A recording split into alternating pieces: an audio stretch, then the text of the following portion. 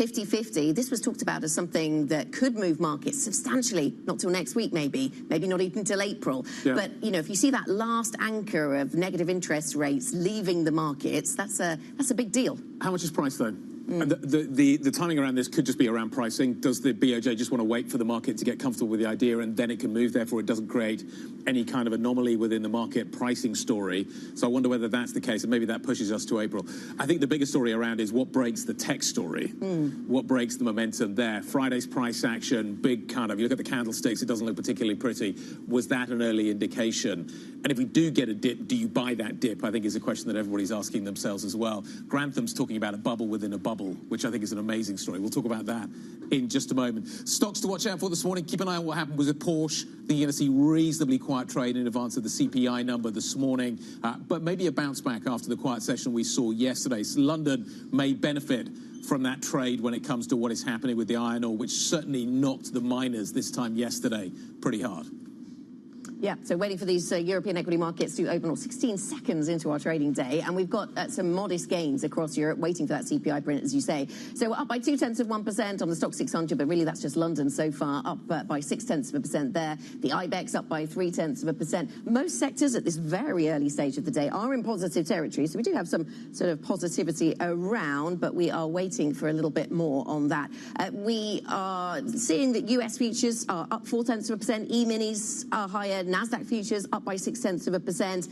Waiting, yeah, and then when we've got the added excitement this week and next then of the pre-markets story playing out in this hour as we get European equity markets underway. They're always juicy about 16 seconds into pre-market trading as well. When you look at the European Open, at least for the FTSE 100, it does feel like a cyclical lean. You have this kind of breadth, but the biggest movers are going to be some of your commodity names, some of your consumer names as well. And we saw that yesterday, even that the consumer names were out front and leading. I'm still waiting for some of these tech names to kind of shake out, but you're actually not seeing tech leadership this morning, even though Oracle overnight, the expectation was that would kind of feed somehow into the European session. You are not seeing that right off the bat. We need to see that early price indication coming through the overnight trade. Maybe that's what everybody's waiting for. Porsche, we were talking about Porsche making a nice noise earlier, or Porsche is making a nice noise earlier.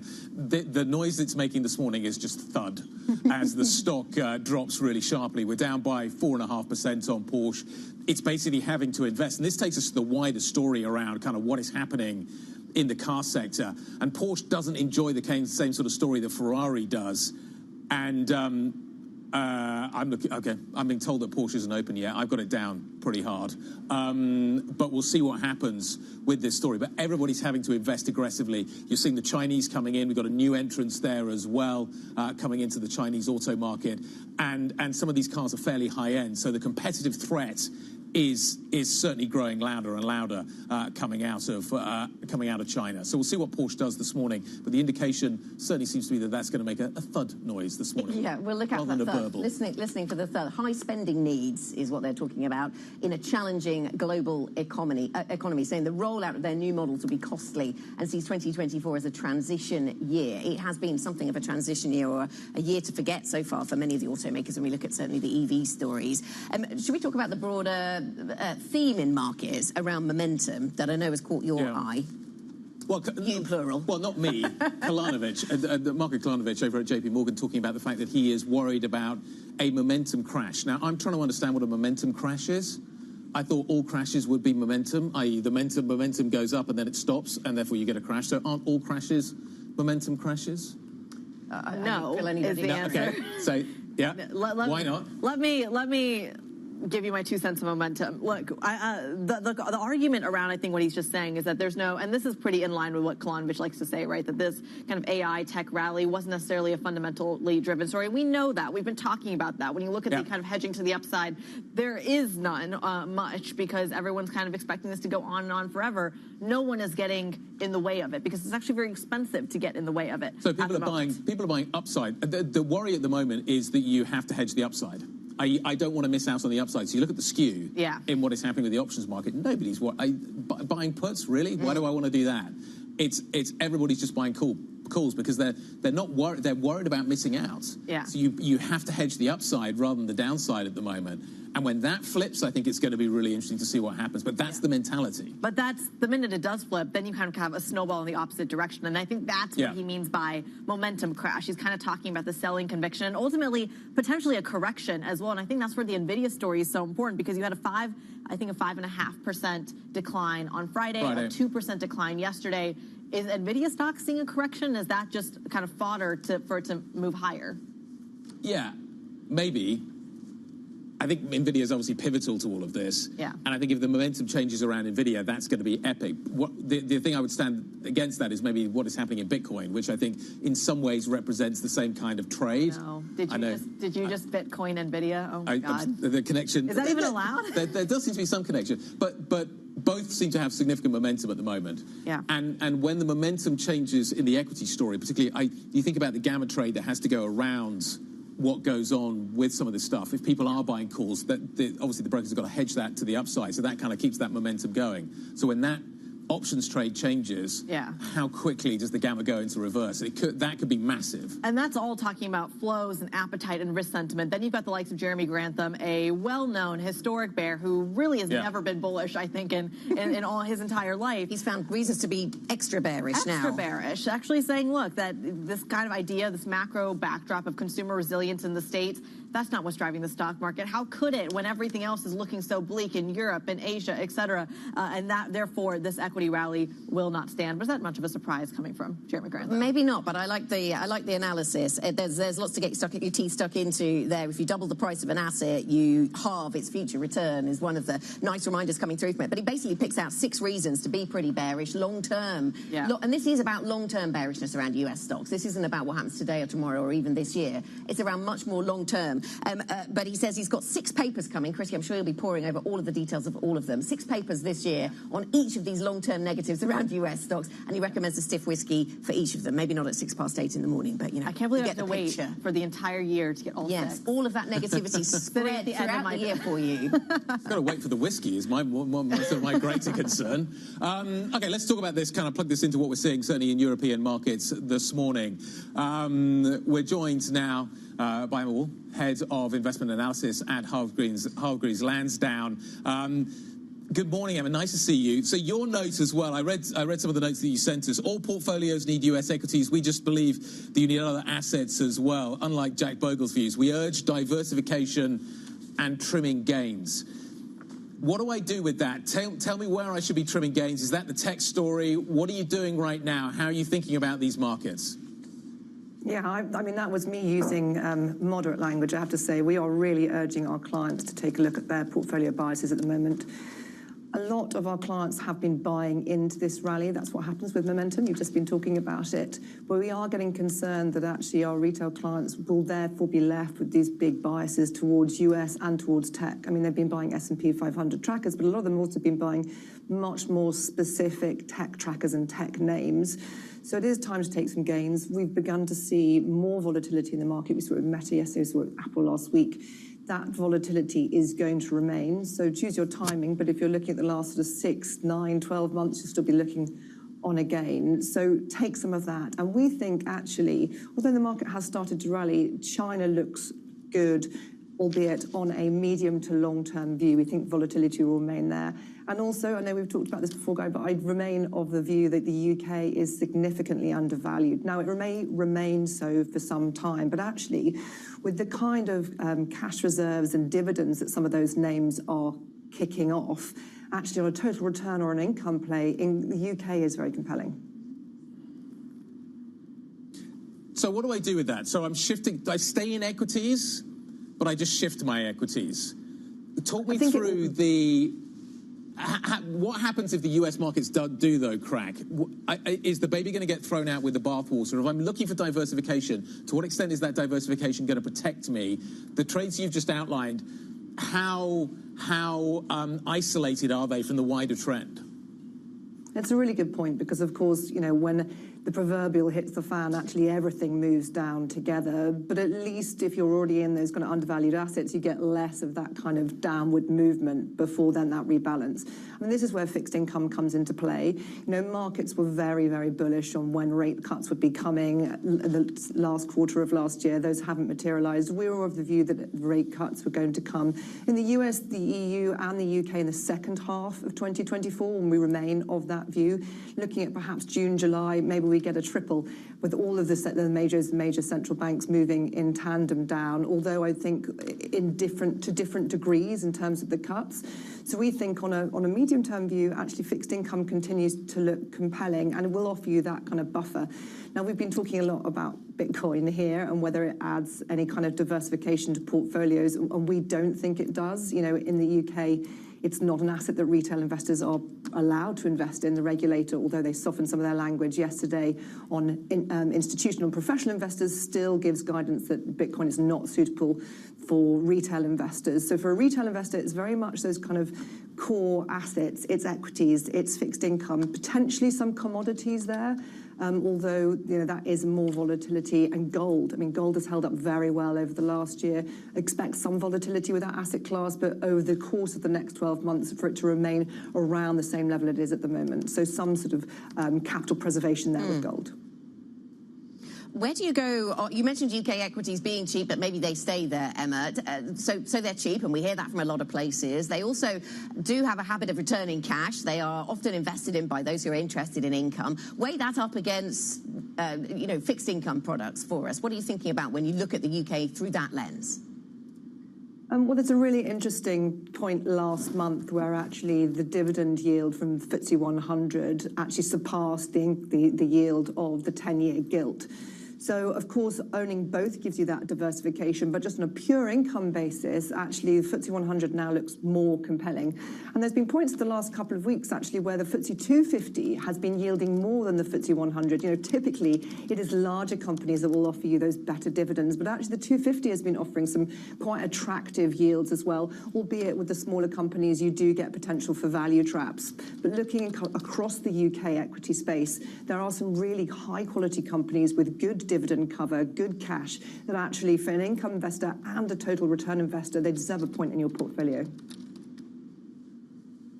Emma, it's Creedy in London. Talk to us a little bit about this tech story as well. We mentioned a little bit about Bitcoin. Guy did a horrible thing and mentioned NVIDIA and Bitcoin in the same sentence, and I'm still cringing. But I'm curious about your take from NVIDIA in particular. A lot of people are looking at it as this macro indicator of when or if it's going to kind of front run some sort of bigger correction. I'm running the numbers here with our markets producer, Dan Curtis, this morning.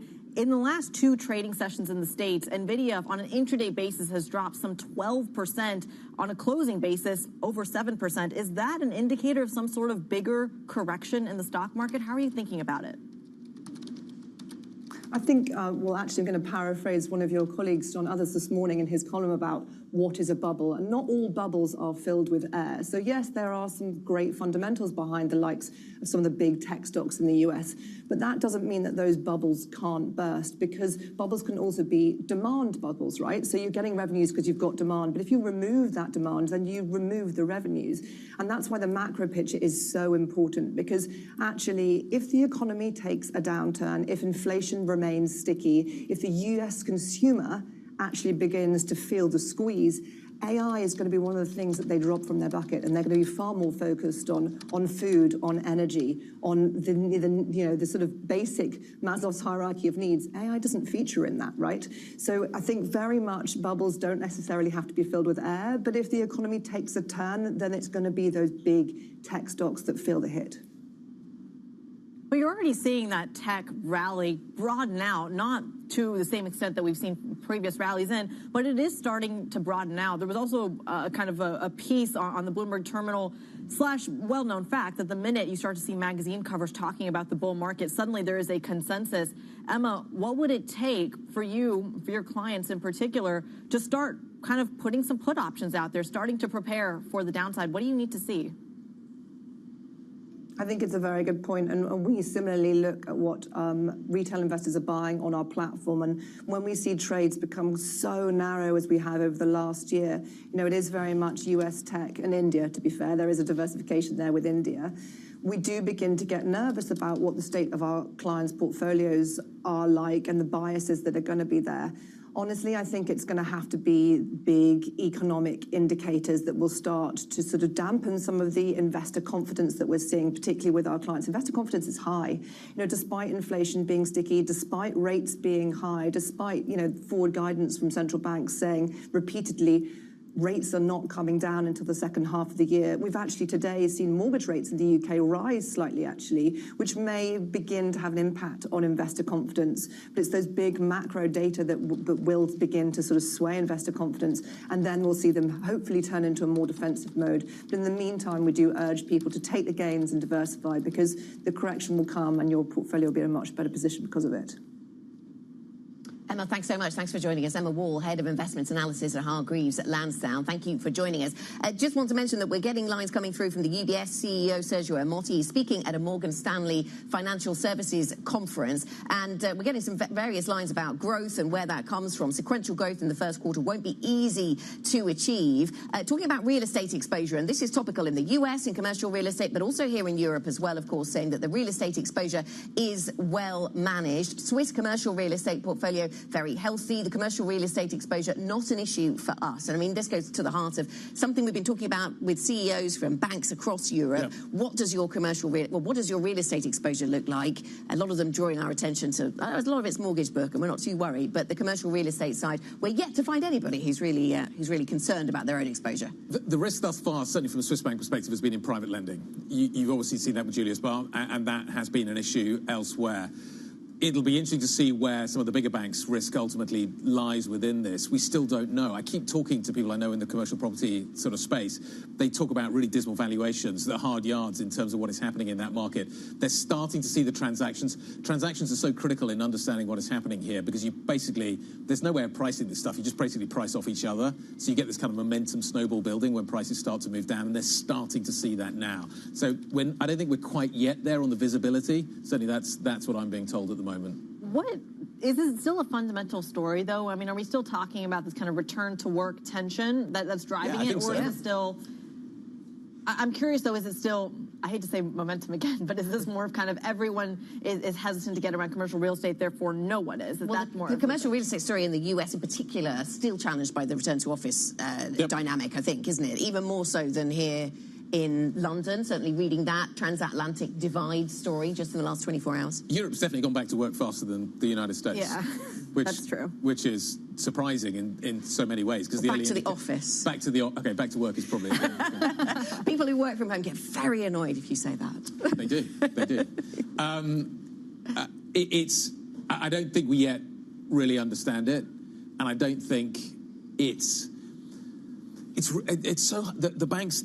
The banks are basically in the extend and pretend phase. Yeah. This is what slightly concerns a lot of people, is at the moment it is better to keep it going, hope it recovers, see rate cuts coming through, make it a more manageable situation. At some point, maybe you have to kind of crystallize some of this stuff, and I think that's the point that we're still yet to get to. But at the moment, extend and pretend seems to be still the narrative. Let's see what happens. Let's push these loans further down the road. There are going to be blow-ups. One of those blow-ups cause that ripple effect. I think that's what everybody's fearful of. But it still has a lot to do with things like infrastructure spend, right, and where policy and that kind of grows. And then in terms of very simple demand and supply, because that's the extent of my commercial real estate knowledge, but how much more actually enters the market? What is the appetite for some of that fiscal policy that's going to then translate into this market? And I feel like that infrastructure story is such a big piece of it, which I think is kind of a attempted segue to what we're going to hit next. Coming up, June's European election, seen by some as a dry run of the 2027 French presidential race.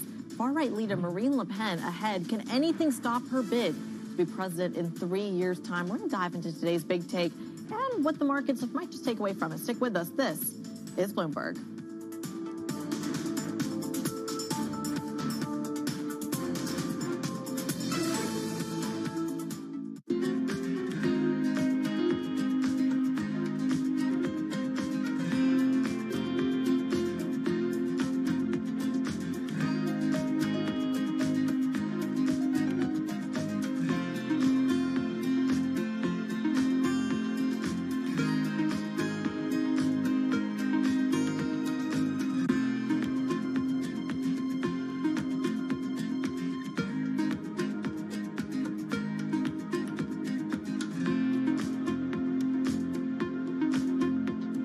I'm Alex Rodriguez. I'm a former New York Yankee and played professional baseball for over 20 years. Almost that entire time, I was thinking about business. And I'm Jason Kelly. I've been a business journalist at Bloomberg for more than 2 decades. And across my career, I've covered everything from the Olympics to Wall Street. From Bloomberg, this is The Deal. Each week, you'll hear us in conversation with business icons. This show will explore deal-making across sports, media, and entertainment. This is very fancy for a podcast. If I knew what it was going to be, I'd have put everything I had into it. I get asked more about our relationship than I do my wife. You know what I'm saying? This is a show where we talk with big-time athletes and executives about the wins, the losses, and lessons learned along the way. This show is called The Deal. The Deal? The Deal. The Deal. That deal. The Deal. Huge deal. Who dug this up? What are y'all in trouble? Wow.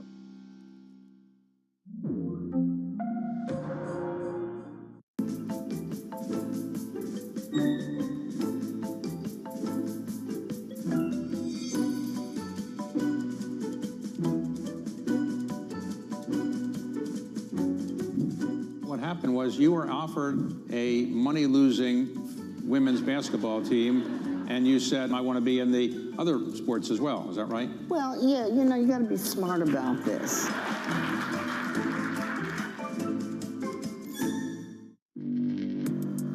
Access the financial world on demand.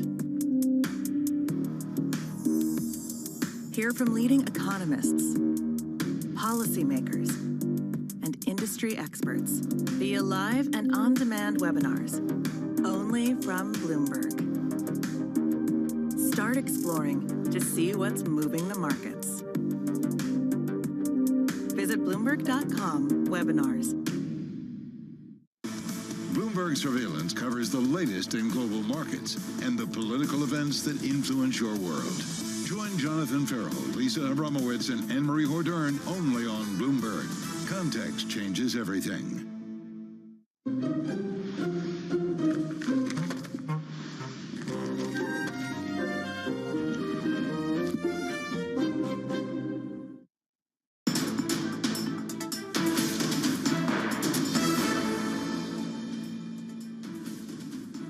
Minutes into the session now. Porsches usually make nice noises, particularly the older ones, but even the electric ones, you could argue, make a nice noise. Joe Easton, how would you describe the noise that Porsche is making this morning?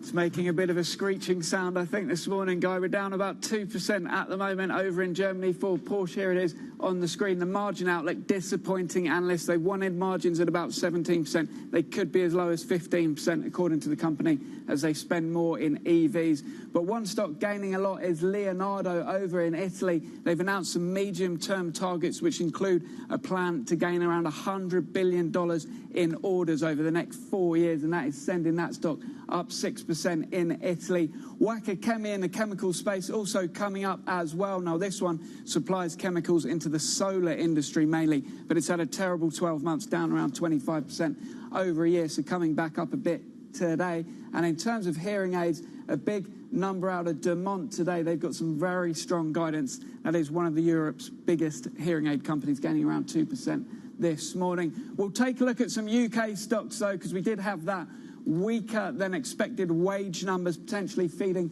some positive sentiment, but we're not seeing that in Persimmon at the moment. They've got earnings out today, down 3.5%. Some of their orders were slightly weaker than analysts were hoping, and their dividend slashed as well. Domino's Pizza, those numbers look pretty good, but that's had a great run recently. They've also announced an acquisition over in Ireland, buying some Irish franchises, around 70 million quid they're spending. potentially that having an impact. TPI cap gaining, they're doing a buyback. This is the interest rate trading house here in London, up as much as 10% in early trading. And they are also potentially selling their data business. That was reported earlier in the week by a couple of UK outlets. Keep an eye on utilities today because we're waiting to get an announcement on electricity pricing from the Energy Secretary, and analysts at Citi pointing to Drax as being negatively exposed to that. But we need to have a look at some cats and dogs, some pet stocks, because we're seeing some massive declines in this market today after the CMA in the UK announces a review of the vet market, a formal review. They said they might do it a few months ago.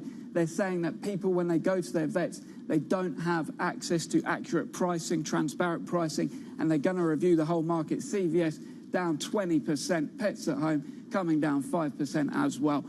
Couple of morning calls to bring you. Firstly, we've got DHL, Deutsche Post after a weak report just a week ago. UBS downgrades this one. They go to neutral from buy, and that one coming down 1%. It's weakness in the freight market, according to UBS analysts. And we're going to stay in Germany and take a look at another one that is hit by a Redburn downgrade today. This one, here it is, MTU Aero. It's an aerospace company. They make narrow-body engines for short-haul aircraft, underperforming versus the wide-body giant Rolls-Royce. And this one goes to sell at Redburn, and it's down 1.5% today. Okay, Joe, thanks very much. Joe Easton from our equities team with all the details you need about pet stocks and much beyond. Now let's go to European politics, to France, in fact, where June's European elections are being seen by some as a dry run for 2027's presidential race. Marine Le Pen is ahead in the polls with her far-right National Rally Party building momentum. But is there anything Emmanuel Macron can do to hold back the prospect of a Le Pen presidency? Let's talk about how this plays out at the top of French politics. Joining us on today's Big Take story, Anya Nussbaum from Paris. Anya, good to speak to you this morning. So take us through the timing here. Why focus on Macron at this particular time? Morning from Paris. Yes, it's crunch time for Macron, not just because the EU elections are coming up, as you said, and Marine Le Pen is expected to trounce Emmanuel Macron by at least 10 points, but also because of the difficult situation for Ukraine, because of the US elections coming up, and especially because of all the uncertainties over the French economy. The government of Macron is looking for 10 billion in savings after its growth forecast was in the end deemed too optimistic, and unemployment has stopped declining. Essentially, Macron, who cannot run for a third consecutive term in 2027, has now to turn things around and find a successor, get ready for the fight, and make sure that his legacy is not a Le Pen presidency in 3 years. So talk to us about the other side of the story. What is the Le Pen strategy when it comes to perhaps becoming president in 3 years' time? Yeah, because she has done some work in the story in this big take that we've written. We've done some reporting in Normandy, which is a region that is quite maybe unremarkable, but remarkable by many accounts because it is so average in France, and it shows the work that Marine Le Pen has been doing on the ground in trying to appear as a professional and respectable party, or at least trying to get rid of this reputation and this history that her party has of xenophobia and anti-Semitism by presenting fresh-faced lawmakers wearing suits and you're walking around in meeting their constituents and trying to solve their problems. They have issues with lack of doctors, lack of public services, some plants closing, and this is definitely an issue that Le Pen's lawmakers have grabbed on. Anya, really nice piece. I urge everybody to read it. Thank you very much indeed. Anya Nussbaum talking about Macron's future. We're going to talk UK employment data next. This is Bloomberg.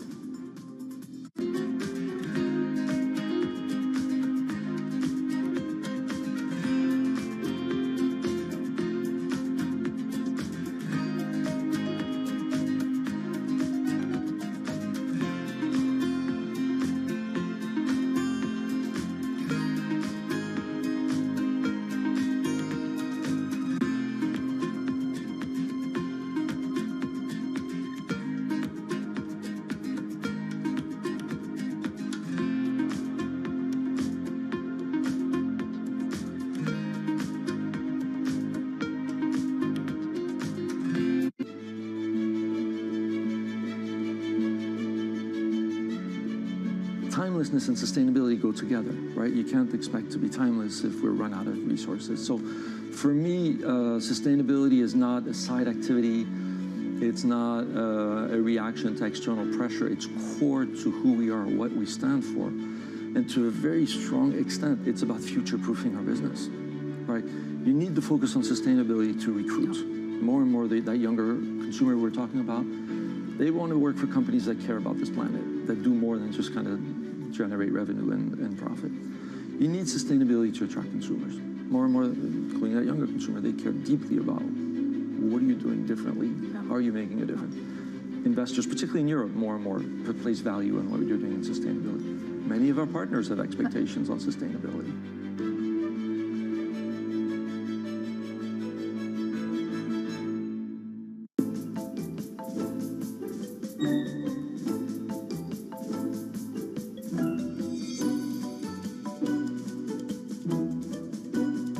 You never hear people saying, I want my little boy to grow up to be an insurance person. Did your parents tell you to be in the insurance world? I really liked the insurance sector at the time. We are basically promoting and ensuring social cohesion. And at the time, I wanted to make a difference and wanted to go in there. Bloomberg has enhanced search on the terminal to deliver what you need when you need it. Now, you can simply type phrases in everyday English in the command line. Compare financials, find people, analyze markets. You can enter phrases or ask questions. What do you want to know today? Ask a question or visit SearchGo to find answers now. Bloomberg covers the world with unmatched reach and resources. From more than 120 countries, the moment news breaks, 24 hours a day. Bloomberg, context changes everything.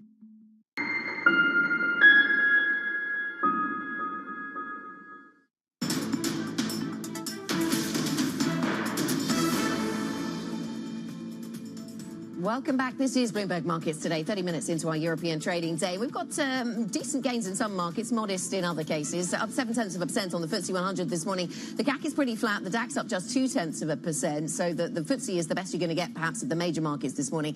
Up by 0.3% overall for European stocks. We are waiting for that CPI print out of the US a little bit later on, Guy. And, of course, we've got US pre-market at this hour, this week, exciting. Because of the time change. Next 3 weeks, I think. Yeah.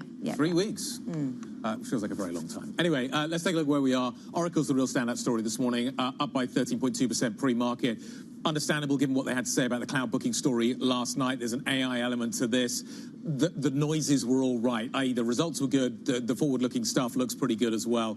I wonder what happens if the US does ban TikTok, how much server demand ultimately you would see maybe being taken out of the market. But you are going to see a read across, have seen a read across, certainly into some of the other software names here in Europe. SAP, obviously one of the more obvious kind of stories around that.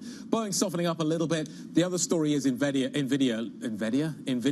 looks like we got there eventually. You think I'd have it cracked by now. Looks like some stabilization. A couple of really horrid days. Do we get a little bit of stabilization in that story? How quickly does the market buy the dip in Nvidia? Because we have seen one. That's a decent dip. And if it does get bought today, I think that maybe will calm things down a little bit. Yeah, is it that macro indicator that we're all kind of waiting for? The argument is it might be, given that it's kind of been driving the rally to the upside. The other contrary side of that argument is that not all, because if the folks who are saying this is a fundamental U.S. consumer resilient story, well, how is NVIDIA indicative of any of that? I feel like maybe it's much more of a structural story in the United States right now, NVIDIA, because even when, at a time when we were talking about some U.S. boards pulling back on spending on certain areas of tech, they're then doubling down on their spending on AI. So this feels like it may be nothing cyclical. It might be much more structural and a big change. The reason I think there is a consumer angle on this is that it's a lottery ticket. Yeah. Particularly the options. You're basically just buying a lottery ticket on, and a lot of people's wealth has increased significantly as a result of this AI trade, which then feeds back into this whole spending argument that people feel wealthier, particularly those maybe with desire to spend on upper end items. So if it becomes a retail investor story, it becomes a retail consumer story as a result. Everybody's looking at their portfolios going, this looks great, doesn't it? And as a result of which I feel that I can go and spend some money. Yeah. And that seems to have boosted consumers, and the Fed started to talk about this. And weren't you talking with one of our guests earlier about when stories feature, you know, on the front pages of magazine covers, and then it takes on a certain resonance and gets into the psyche? I feel like Nvidia is a stock that not only, you know, nerds here at Bloomberg know about now. Well, yeah, at the core of it, it's a. Are you calling me a nerd? No, us. I said us. But fair characterization. Look, at the core of it, it comes to, is this a crowded trade or not? And I think the overwhelming consensus is yes, it's a crowded trade, but no, we're not going to do anything about it. And I feel like when that Bank of America investor sentiment survey comes out, it's all going to be skewed in one direction. But I think we talked about this earlier with Emma Hall, that the downside protection, what actually gets you to get there, no one seems to be able to point to what that trigger is going to be. Exactly, and everybody's buying upside protection. They're not buying downside protection, which then feeds on itself because of the way options work, and you've got to hedge the underlying. So that trade, kind of, as long as the momentum, back to Kalanovic, keeps going, at some point does it stop, and then does that go into reverse quite quickly as the kind of the negative gamma kicks in? Okay, let's talk about where we have seen movement, at least, if not momentum, in UK data, and that's been around the labour market story. Certainly off the highs of where we were seeing 8% wage inflation some months ago. We're off that, but still 6.1% is the number we got this morning. That's excluding bonuses, not necessarily what the Bank of England wants to see, but it is at least a little below the estimate and below the prior number. Let's speak about the labour market then with Jack Kennedy, an economist at Indeed Hiring Lab, who can bring us his economic research into the story. Jack, very nice to have you with us. So how do you think this will be taken by the Bank of England, crucially? Because 6.1 is still a high wage number. It's below the estimate, it's below the prior months, but it is still high. How do you think it plays into the BOE's thinking?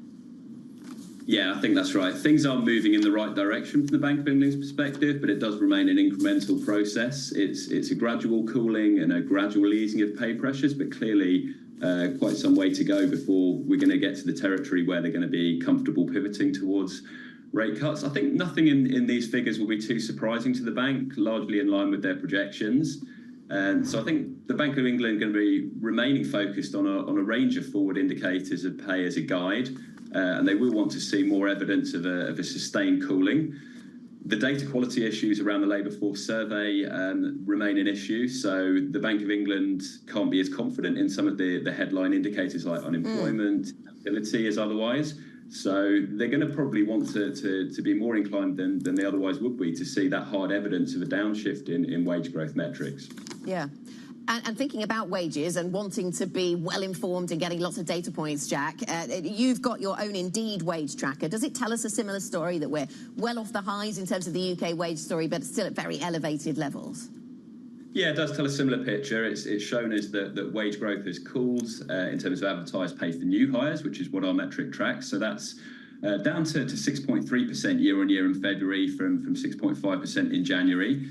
So it's down about a percentage point from last summer's peak, but again, it is a gradual cooling. Interestingly, it's also running well above equivalent measures for the US and Euro area, so perhaps sort of underscoring that more cautious tone from the Bank of England. They have got their own survey of CFOs that's shown wage growth expectations finally dipping below 5%, but with a national living wage increase of nearly 10% coming in April, they are probably going to want to see some hard evidence of how that plays out in the numbers before they can really be sure. Yep. Jack, do labour markets normally soften gradually? Or do they soften gradually and then they don't soften gradually, they soften very quickly? Kind of, where are we and what does history tell us?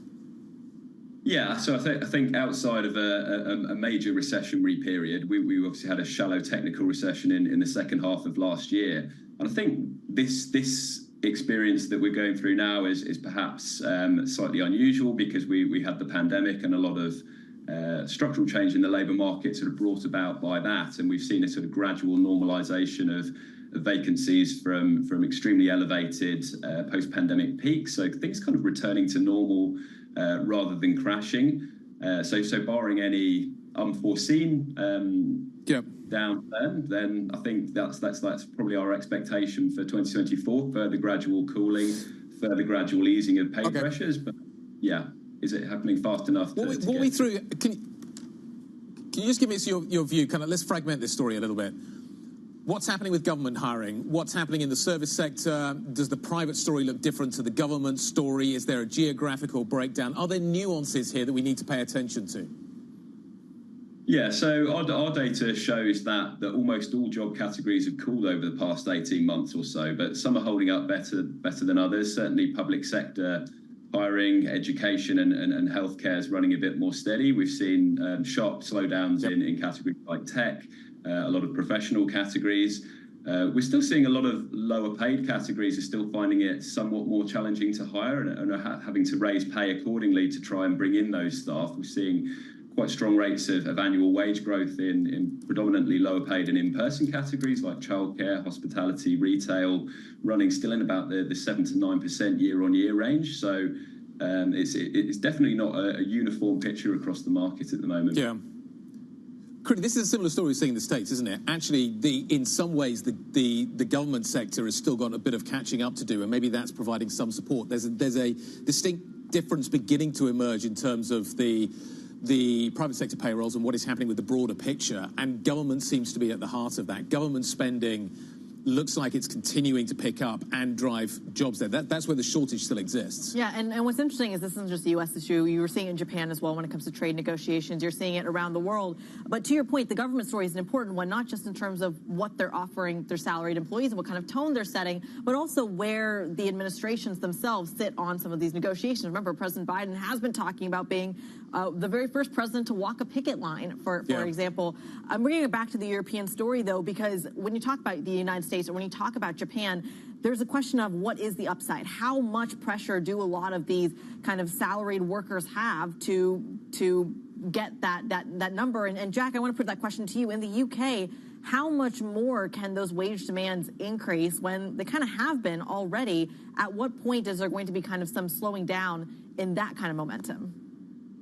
Yeah, I think we're seeing a lot of organisations have been facing pretty substantial pressure on both their staffing and their non-staffing costs for a period of time now. And given the quite weak demand environment that we're in with forecasts of fairly subdued growth in the UK economy this year, my sense is that we may be reaching the point where a lot of organisations are becoming somewhat constrained, and I think that's perhaps reflected in quite a cautious tone to hiring. We've seen job postings on Indeed in the UK have dipped below pre-pandemic levels. The UK is actually the only major economy where that's the case. So I think it's partly a reflection of the financial constraints on businesses, more of a focus on retention of existing staff than hiring new staff, particularly given the pressure to continue increasing salaries to try and do so.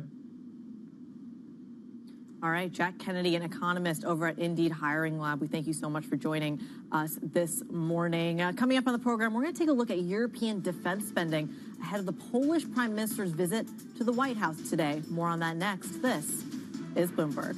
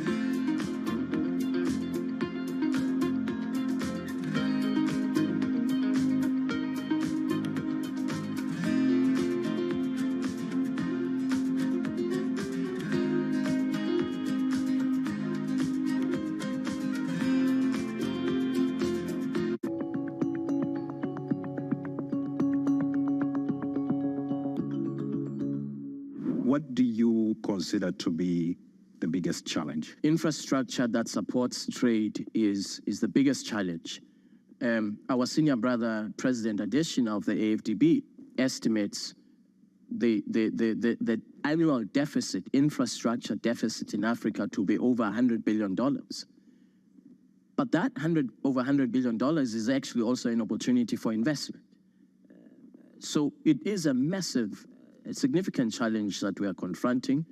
And my fear is that we may succeed in establishing a very effective legal construct and a very effective legal foundation for trade liberalization and investment liberalization in Africa.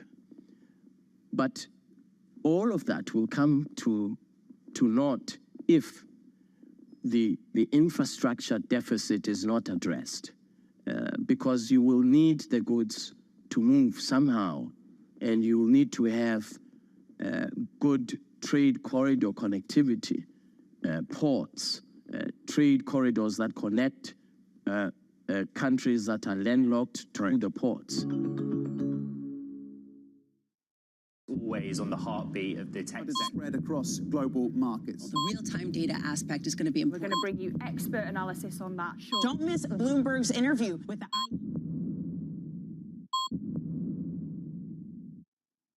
Why do the biggest names in business choose Bloomberg? That is a great question. It's a great question. Great question. Great question. That's a question I get all night. Bloomberg, top experts, great questions.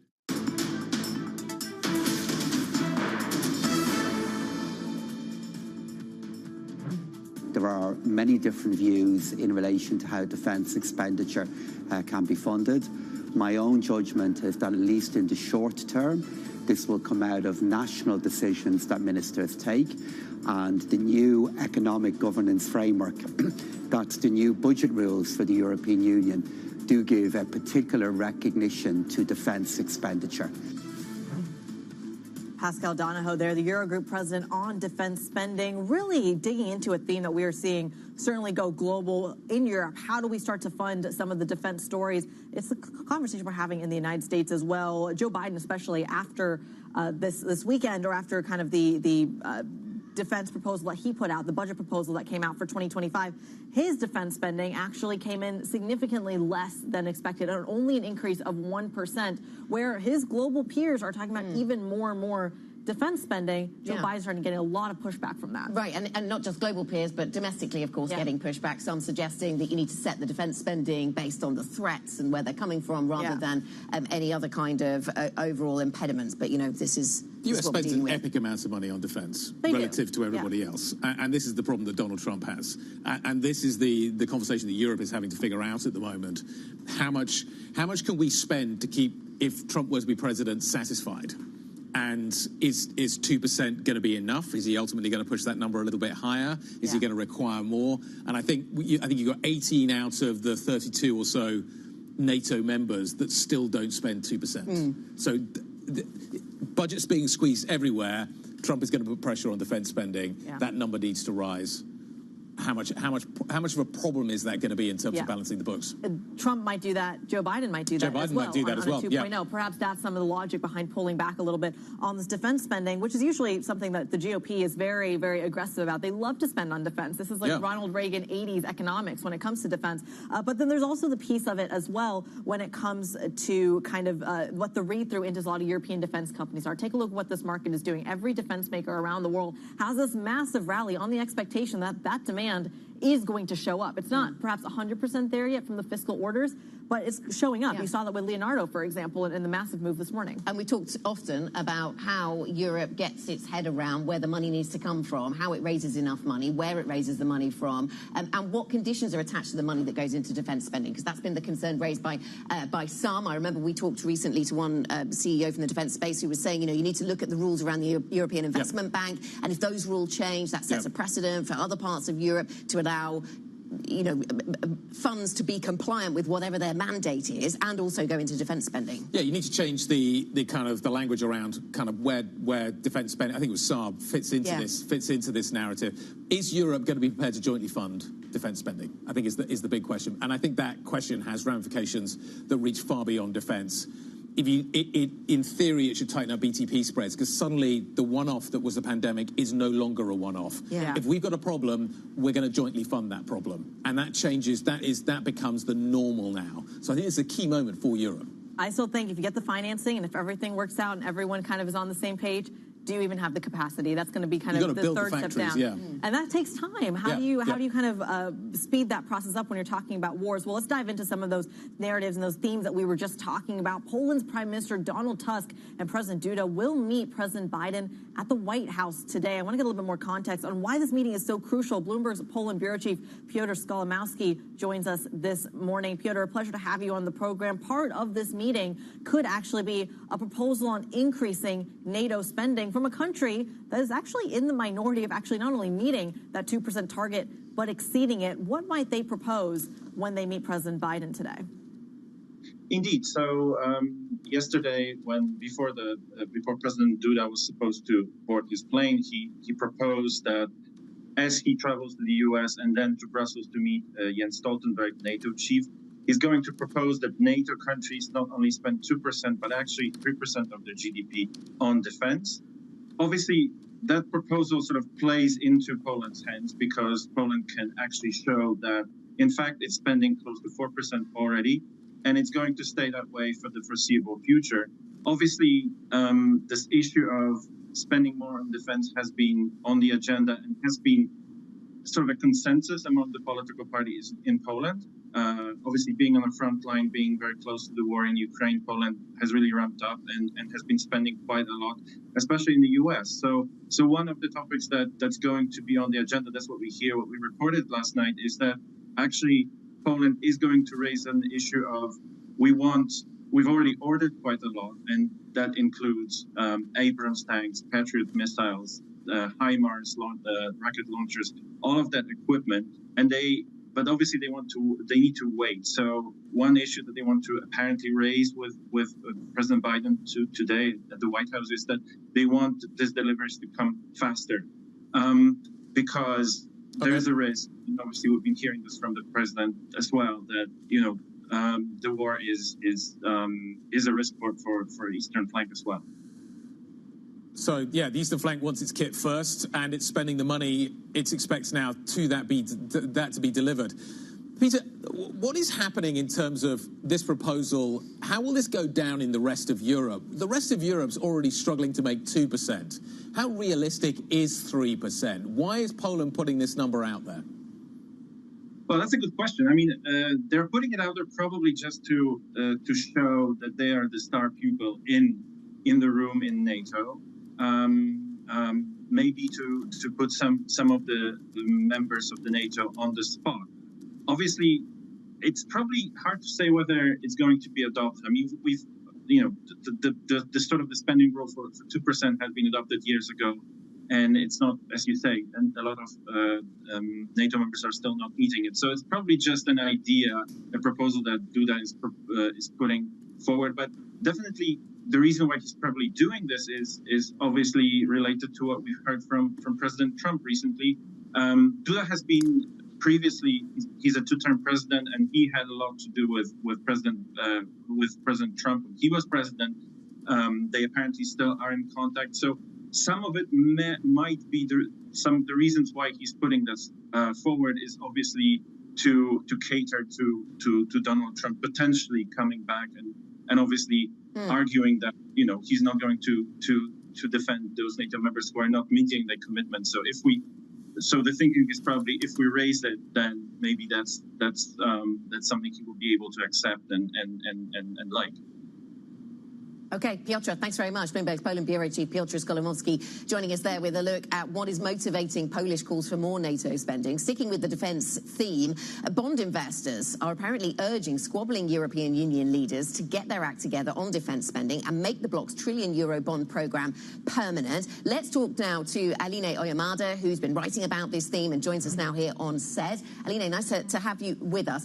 So how did this talk of EU defence bonds begin? It seems there's appetite in the markets to fund this to some degree. So where did this talk begin? Yeah, so like you said, this is a hot topic, and EU defense bonds has been an idea that has been floating around for some years, but it picked up more recently because it would be a solution for countries that can't spend more, and yet they need to meet the targets. It's a rather urgent question.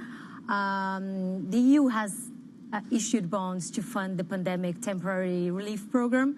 And that's a temporary one. So the talk now is, why not take this program, make it permanent, add more objectives to it, include defense spending, and then sell to investors that are eager to buy. They want safe assets. They want AAA bonds. The U.S. is not an option anymore in that sense.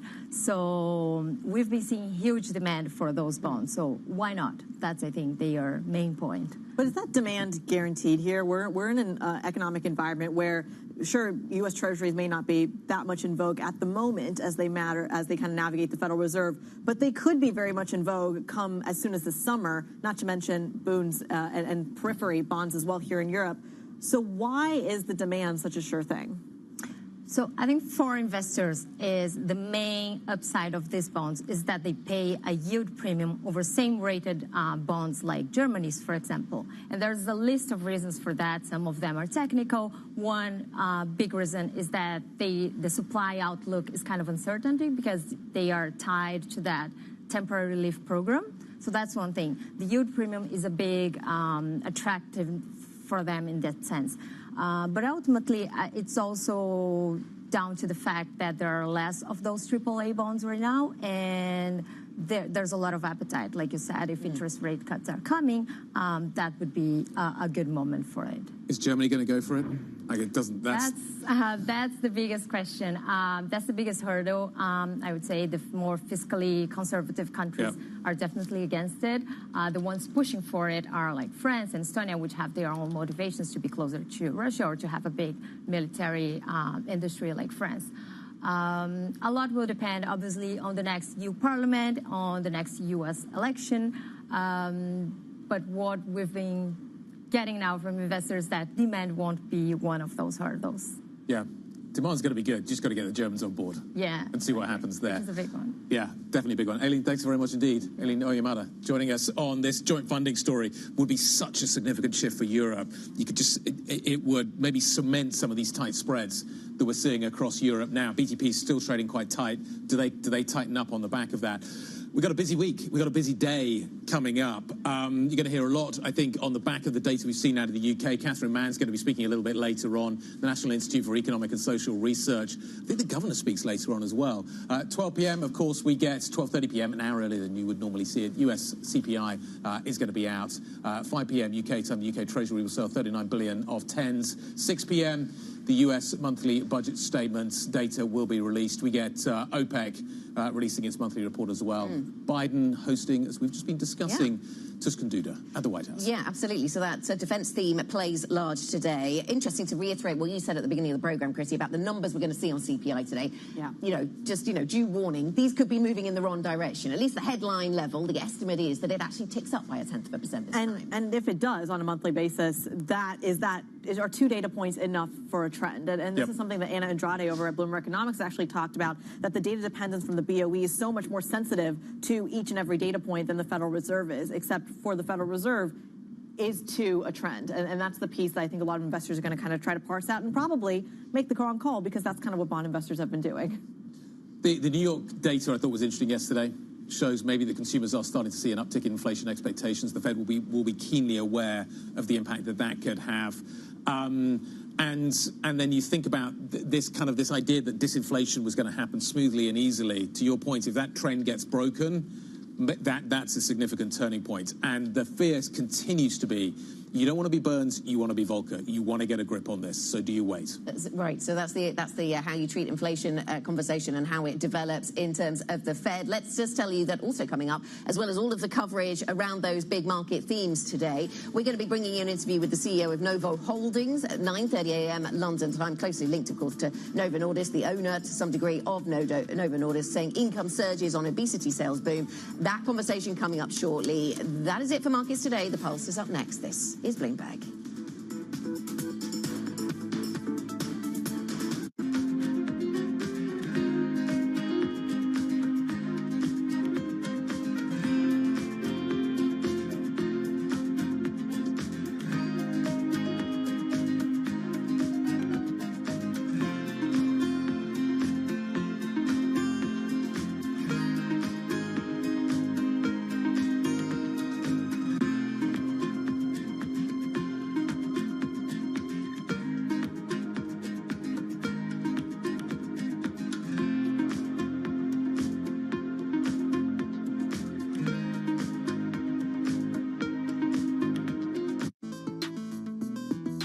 I was around so many powerful people in my entire life. From the time I got married to Robert Kardashian and had a whole ecosystem of businessmen and entrepreneurs and people running studios. And, any given day it would be the head of a studio and, just often paid attention without really realizing I was paying attention. And I had a very amazing education. I was a housewife. I was raising 4 kids at home. I had the most blessed situation, but at the same time surrounded by these business situations that I didn't even realize were happening right in front of me, but I must have been absorbing it because there's so many times I've like brought up in my mind one of those conversations that I had learned from. And so I think I had a very lucky and blessed existence that way. From our studios in New York and San Francisco, our expert hosts have the data and analysis about the companies you know and the startups to watch, plus the interviews you don't want to miss. Watch Caroline Hyde and Ed Ludlow on Bloomberg Technology, the only daily business show dedicated to tech, right in the middle of the trading action. 11 a.m. on the East Coast, 8 a.m. in the West. Only on Bloomberg Television. Context changes everything. This is Bloomberg News Now. News when you want it at the touch of a button. Another volatile day on Wall Street. We're seeing big moves. All eyes on Capitol Hill as Democrats and Republicans prepare. Today's job numbers casting doubt on the Fed's next move. Inflation remains front and center. And that's news when you want it with Bloomberg News Now. Get it 24/7 on the Bloomberg Business app, Bloomberg.com, and anywhere you get your podcasts. Bloomberg News Now. Context changes everything. Nobody brings you top names like Bloomberg. The expectation that interest rates are going down is creating animal spirits again. Bloomberg. Context changes everything.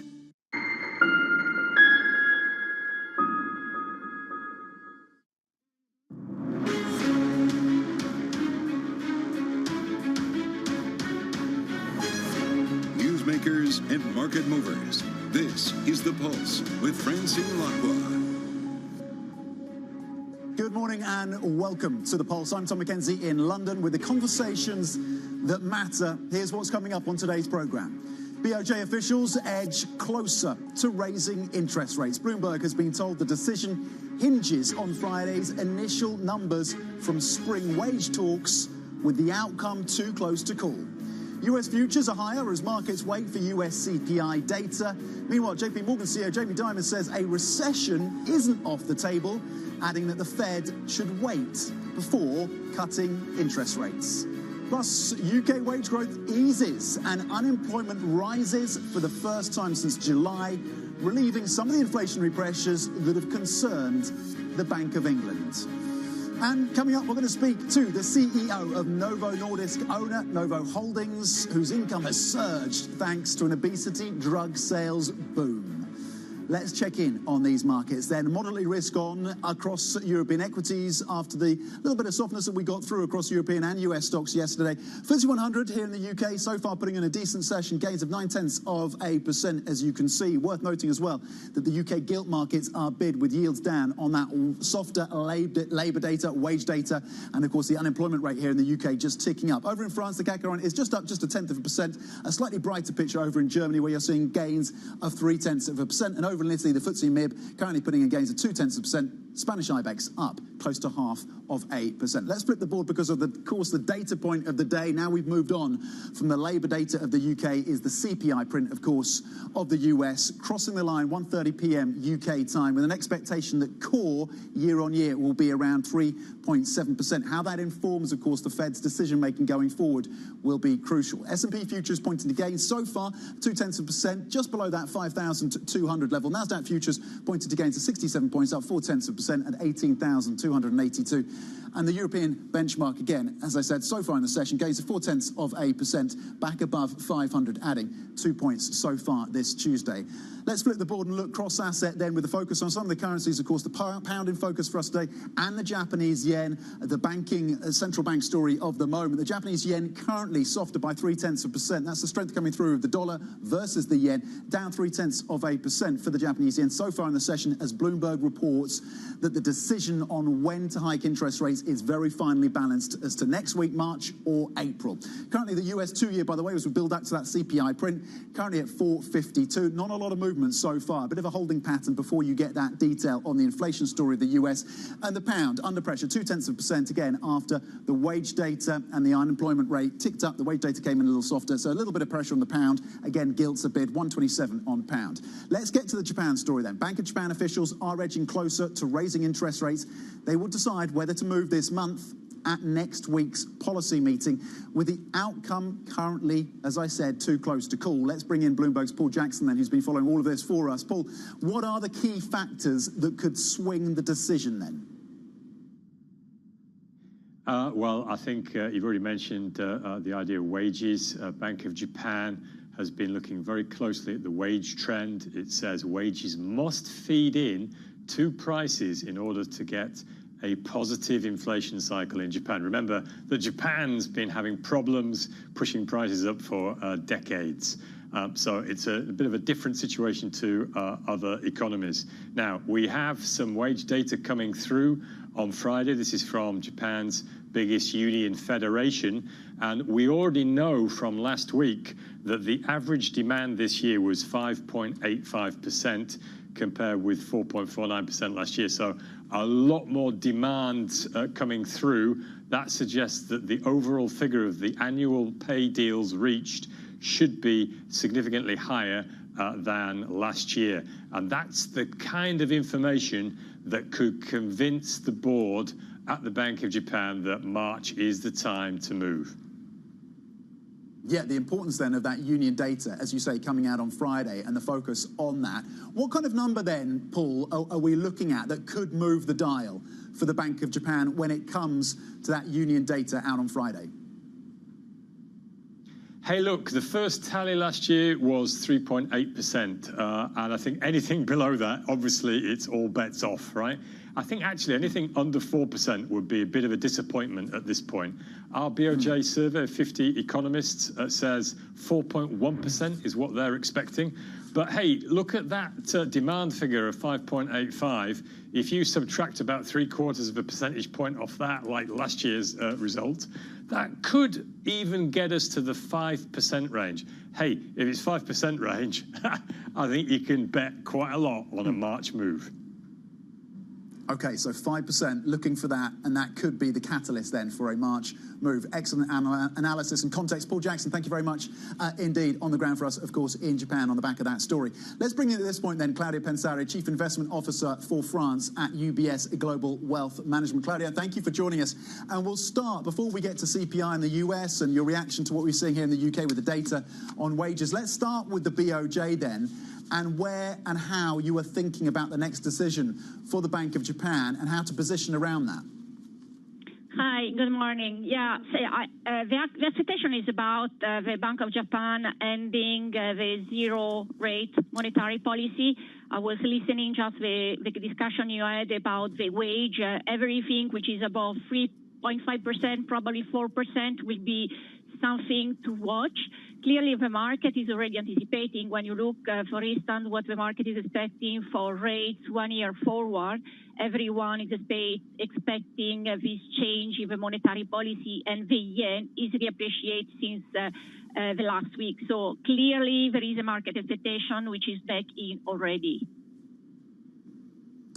And Claudia, the Nikkei up about 40% in the last 12 months, down in the last few sessions, of course, on what has been transpiring around the details in terms of the next steps for the Bank of Japan. You're neutral on Japanese stocks. What turns you more constructive on Japanese equities? We are being neutral overall because you also need to think about the currency. So for clients which are not hedged, the performance of the Nikkei and the topics is not the same. So it's a neutral position also based on the currency positioning. We had some exposure in our mandate. We have some exposure through option. We also have across the different mandate position, which more exposed to value Japanese stock versus the topics itself. So is a neutral because we found the value exposure fund through the index itself. There are few elements. The valuation now is more expensive than it was a year ago. Currency consideration is also important. There is essentially growth, which is positive, of course, but clearly the valuation is not as attractive as it was a year ago. We have a relative, let's say, relative trade and a neutral recommendation on it. Okay, still neutral with that recommendation around Japan and Japan stocks, with factoring in, of course, the currency question and the valuations that have become, as you argue, a little less attractive than they once were. When it comes to the US and Claudia, with that focus on CPI out later today, does the data point of today change your view longer term on the upside or the challenges facing US stocks? No, I think today is another CPI day. We will have a lot of volatility around the data. We still expect inflation coming down. We still expect economic growth in U.S. slowing, and we still expect the Fed cutting rate in June with a total rate cut of 75 basis points by the end of the year. I think CPI data, there are a lot of expectation today. Consensus is expecting for 0.4%. If anything else below the 0.4 will be positive, anything else above will be negative. We know how it works. It's very volatile day, but what is important, I think, is the market has normalized expectation about interest rate cuts. Expectation end of the last year was probably too positive, having more than 150 basis point rate cut was a nonsense considering how strong still the U.S. economy is. Okay, so an expectation that maybe the Fed goes in June, and you're looking for anything below 0.4 in terms of a positive catalyst for US stocks. Are US stocks looking a little frothy for you at this point, Claudia? Are you concerned about concentration risks? Are things looking a little stretched? Listen, I think US market is not cheap, be honest. But when you break down the overall market, you see some value.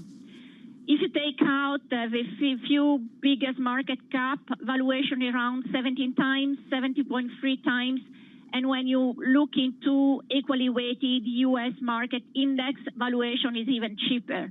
So I think for clients which want to be U.S. exposed, having an exposure to some stocks and be, let's say, very selective, make a lot of sense. We are still positive on IT.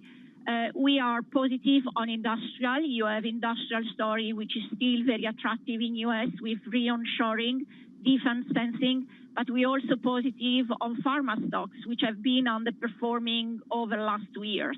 So clearly, you need to be exposed to U.S. market. It's one of the biggest in the world, but you need to be more selective now than a few months ago because valuation for the overall index is not cheap. Okay, they need to be selective then in this environment. Jamie Dimon of JP Morgan saying that he is concerned that potentially a recession is still in the cards for the US. Are you firmly in the soft landing camp when it comes to the US economy? Yes, we are still in the soft landing camp, and we have been in the soft landing camp for a long period of time. The data is slowing down. The employment data on Friday was pretty clear. We had a pickup in employment. It's not huge. Inflation will come down. Of course, if we have still a long period of time when interest rates stayed at 5%, probably things can get more tricky. But when you look into the data, there is slowdown. We will have inflation data. Recession is not on the card, at least in the coming 6-12 months. Okay, recession's not on the card. I'm looking at gold as a potential hedge, Claudia. You've been thinking about this. If you want exposure to gold, is there further to run? Is gold looking stretched? And do you want exposure directly to the yellow metal or to the miners? Listen, I think there is still upside on the gold. We almost reached our target, a target that we have for the end of the year. But with real rates moving down, with geopolitical risk still on, gold and other, let's say, low-risky asset make sense in the asset allocation right now. Volatility has been pretty low so far, and the ER see a lot of risk coming, U.S. election, volatility, European election. So I think having defensive asset makes sense, and gold included. Okay, the hedging qualities of gold as we think about the US politics and the call that the Fed could go with its first cut in June. Claudia Pansero with the analysis this Tuesday. Thank you very much indeed. Chief Investment Officer for France at UBS Global Wealth Management. Coming up, Generali posts better than expected profit. We are CEO Philippe Donnet, how the Italian insurer navigated 2023 and its natural disasters. That is next. This is Bloomberg.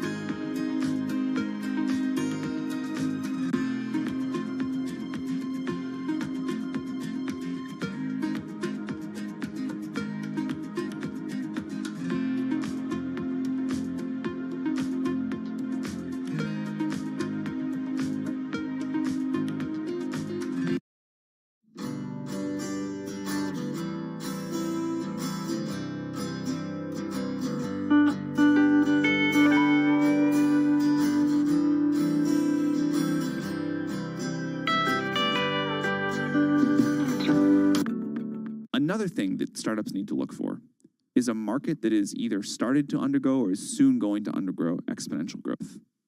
I think this is actually related to one of the biggest mistakes investors make when evaluating startups. Investors always say, well, what's your growth rate? We care about the growth rate. Investors will forgive smallish revenue today if it's growing quickly. For some reason, people don't think about markets this way. But if you think about the most important startups, they are the ones that I start in small markets that are growing very, very quickly.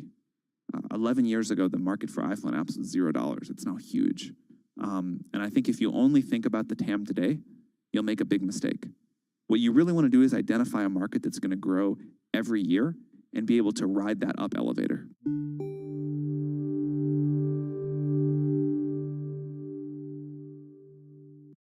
Welcome to the digital age.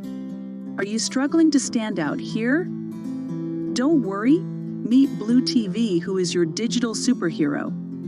Blue TV is a multi-purpose online media network that also provides digital marketing services. We are based in Islamabad, Pakistan. We are expert in creative marketing, social media and digital marketing, search engine optimization, web design, page rank, and SERPs, video editing, recording and production. So, what are you waiting for? Pick up the phone and call or WhatsApp Blue TV on given number, or visit our Facebook page at facebook.com/blue.online.tv. With Blue TV, your business growth will be skyrocketed. I want a bank that shows me what I spend instantly. We're Monzo. Give us a go. See? I want a bank that can help me budget for the things I need, like a new leather jacket for Bingo. We can do that. Bingo's my cockapoo. Hi, Bingo. It's a real faff to sign up. It takes less than 10 minutes. Race you. You're on. Time's up. How'd you get on? It's a draw. Is it? We hear you, Bingo. You make Monzo Monzo.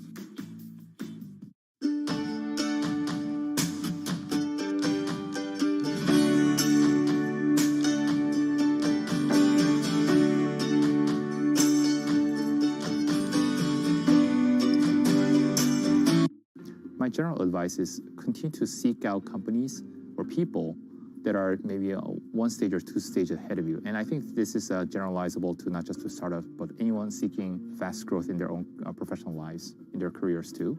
What does greatness look like? Try to seek out people who've been there, done that before, and then try to not connect with one, but try to interview 3, 5, 10 people to see what is a general pattern of greatness that look like that will get you to the next level of the company, next stage, maybe a year, 12 months from now, 24 months from now. Seek out people who kind of went down the path a few times. Then you'll start to find this pattern that start to emerge. what are things that you need to have 12 months from now, 24 months from now that you currently don't have, then try to like build a path towards that. It's almost like Amazon's or Jeff Bezos' mantra of working backwards.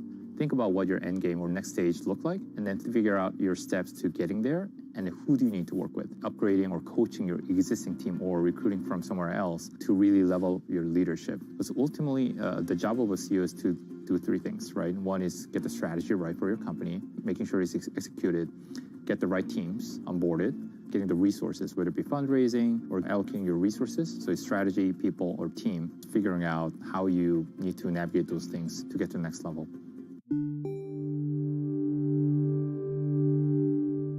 And we've been defining at the beginning of this strategy, of the current strategic cycle, we've been disclosing this framework from M&A. All the acquisitions we made during the plan, especially the last two acquisitions, Liberty Seguros and Conning, were fully in line with the framework we disclosed for M&A.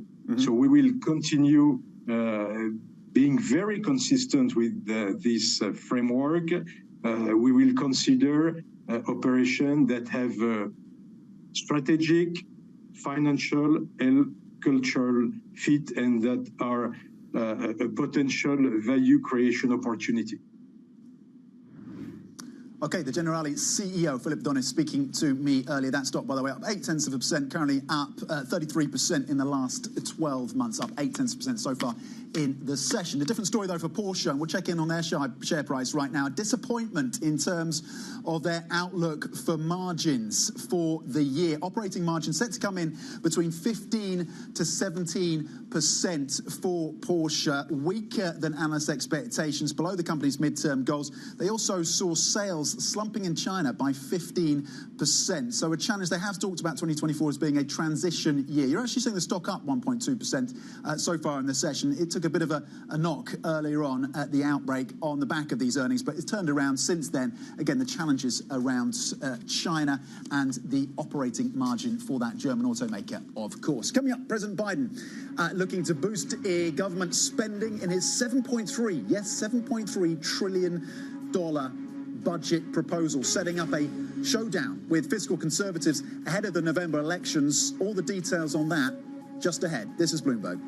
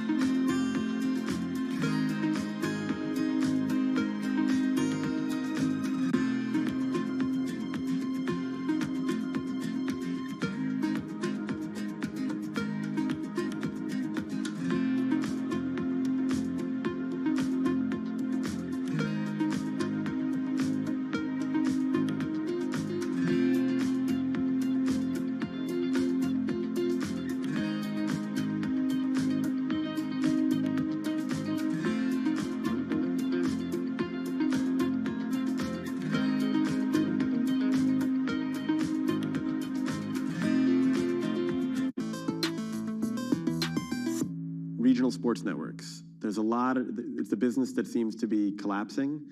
Leagues have sort of toyed around with, should we do something ourselves? Some teams are doing like local TV and streaming. How do you see that shaking out?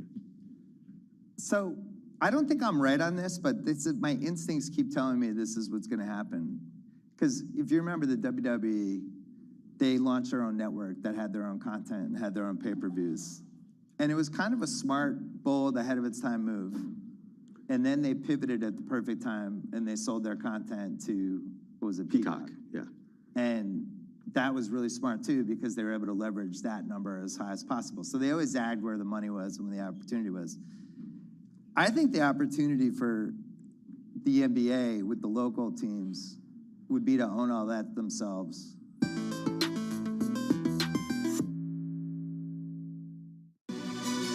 This This is Bloomberg News Now. News when you want it at the touch of a button. Another volatile day on Wall Street. We're seeing big moves. All eyes on Capitol Hill as Democrats and Republicans prepare. Today's job numbers casting doubt on the Fed's next move. Inflation remains front and center. And that's news when you want it with Bloomberg News Now. Get it 24/7 on the Bloomberg Business app, Bloomberg.com, and anywhere you get your podcasts. Bloomberg News Now. Context.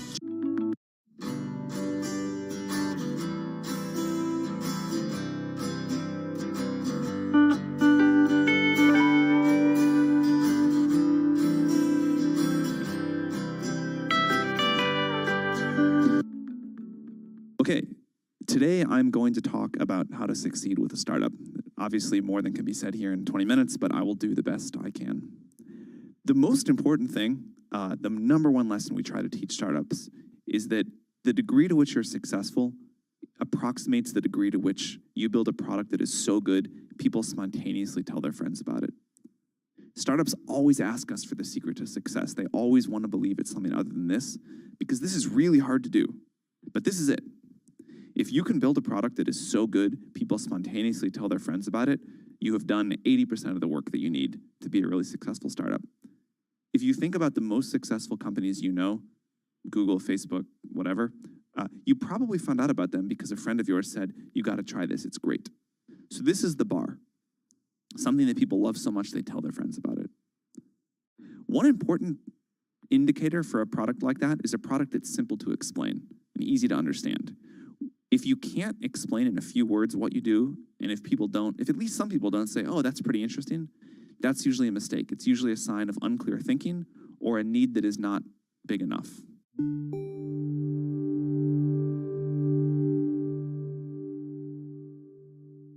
I want a bank that shows me what I spend instantly. We're Monzo. Give us a go. See? Well, I want a bank that can help me budget for the things I need. Like a new leather jacket for Bingo. We can do that. Bingo's my cockapoo. Hi, Bingo. It's a real faff to sign up. It takes less than 10 minutes. Race you. You're on. Time's up. How'd you get on? It's a draw. Is it? We hear you, Bingo. You make Monzo Monzo.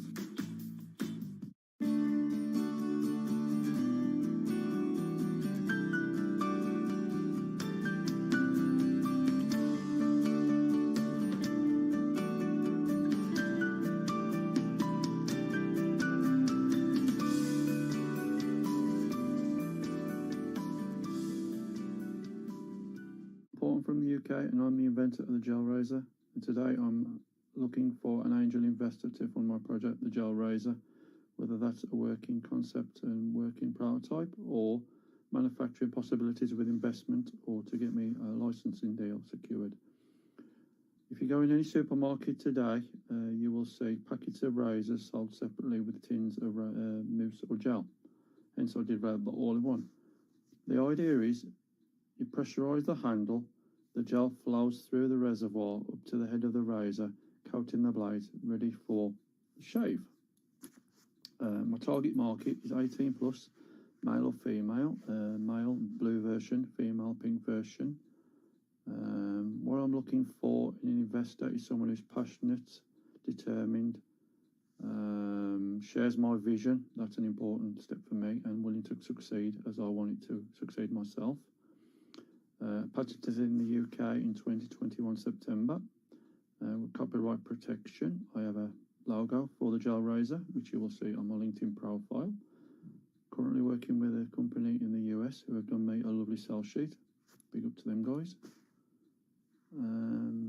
So if you're interested, contact me on LinkedIn profile, Paul J. Gwilt, GWILT, or email me at mufc219@gmail.com.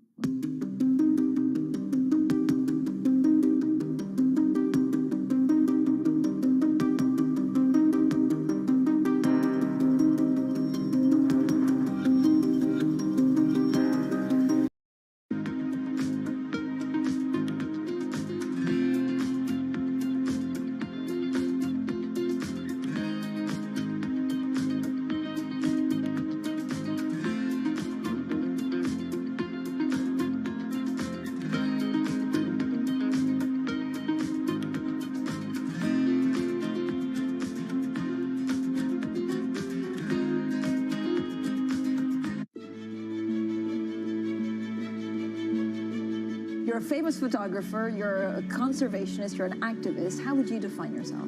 I think I'm just a human trying to figure out how to be a better steward of our little planet. I am a biochemical engineer by training. I studied marine biology, fisheries, aquaculture, and then I realized that the ocean is very much out of sight and it needs help. And so I became a photographer to be able to communicate with a larger audience. And thank goodness I was good at it. When did you realize that actually photography was your passion and you could make a real difference to our world? You know, I didn't start out as being a photographer, so it was not until 1990-something, 96, when I picked up a camera, and I became a professional photographer soon after. And it's one of those things that it's like learning another language. You learn a few words, and then you put a few sentences together, and one day, you might be able to write poetry. From our studios in New York and San Francisco, our expert hosts have the data and analysis about the companies you know and the startups to watch, plus the interviews you don't want to miss. Watch Caroline Hyde and Ed Ludlow on Bloomberg Technology, the only daily business show dedicated to tech, right in the middle of the trading action. 11 a.m. on the East Coast, 8 a.m. in the West, only on Bloomberg Television. Context changes everything. Always on the heartbeat of the tech spread across global markets. The real-time data aspect is going to be important. We're going to bring you expert analysis on that. Sure. Don't miss Bloomberg's interview with the...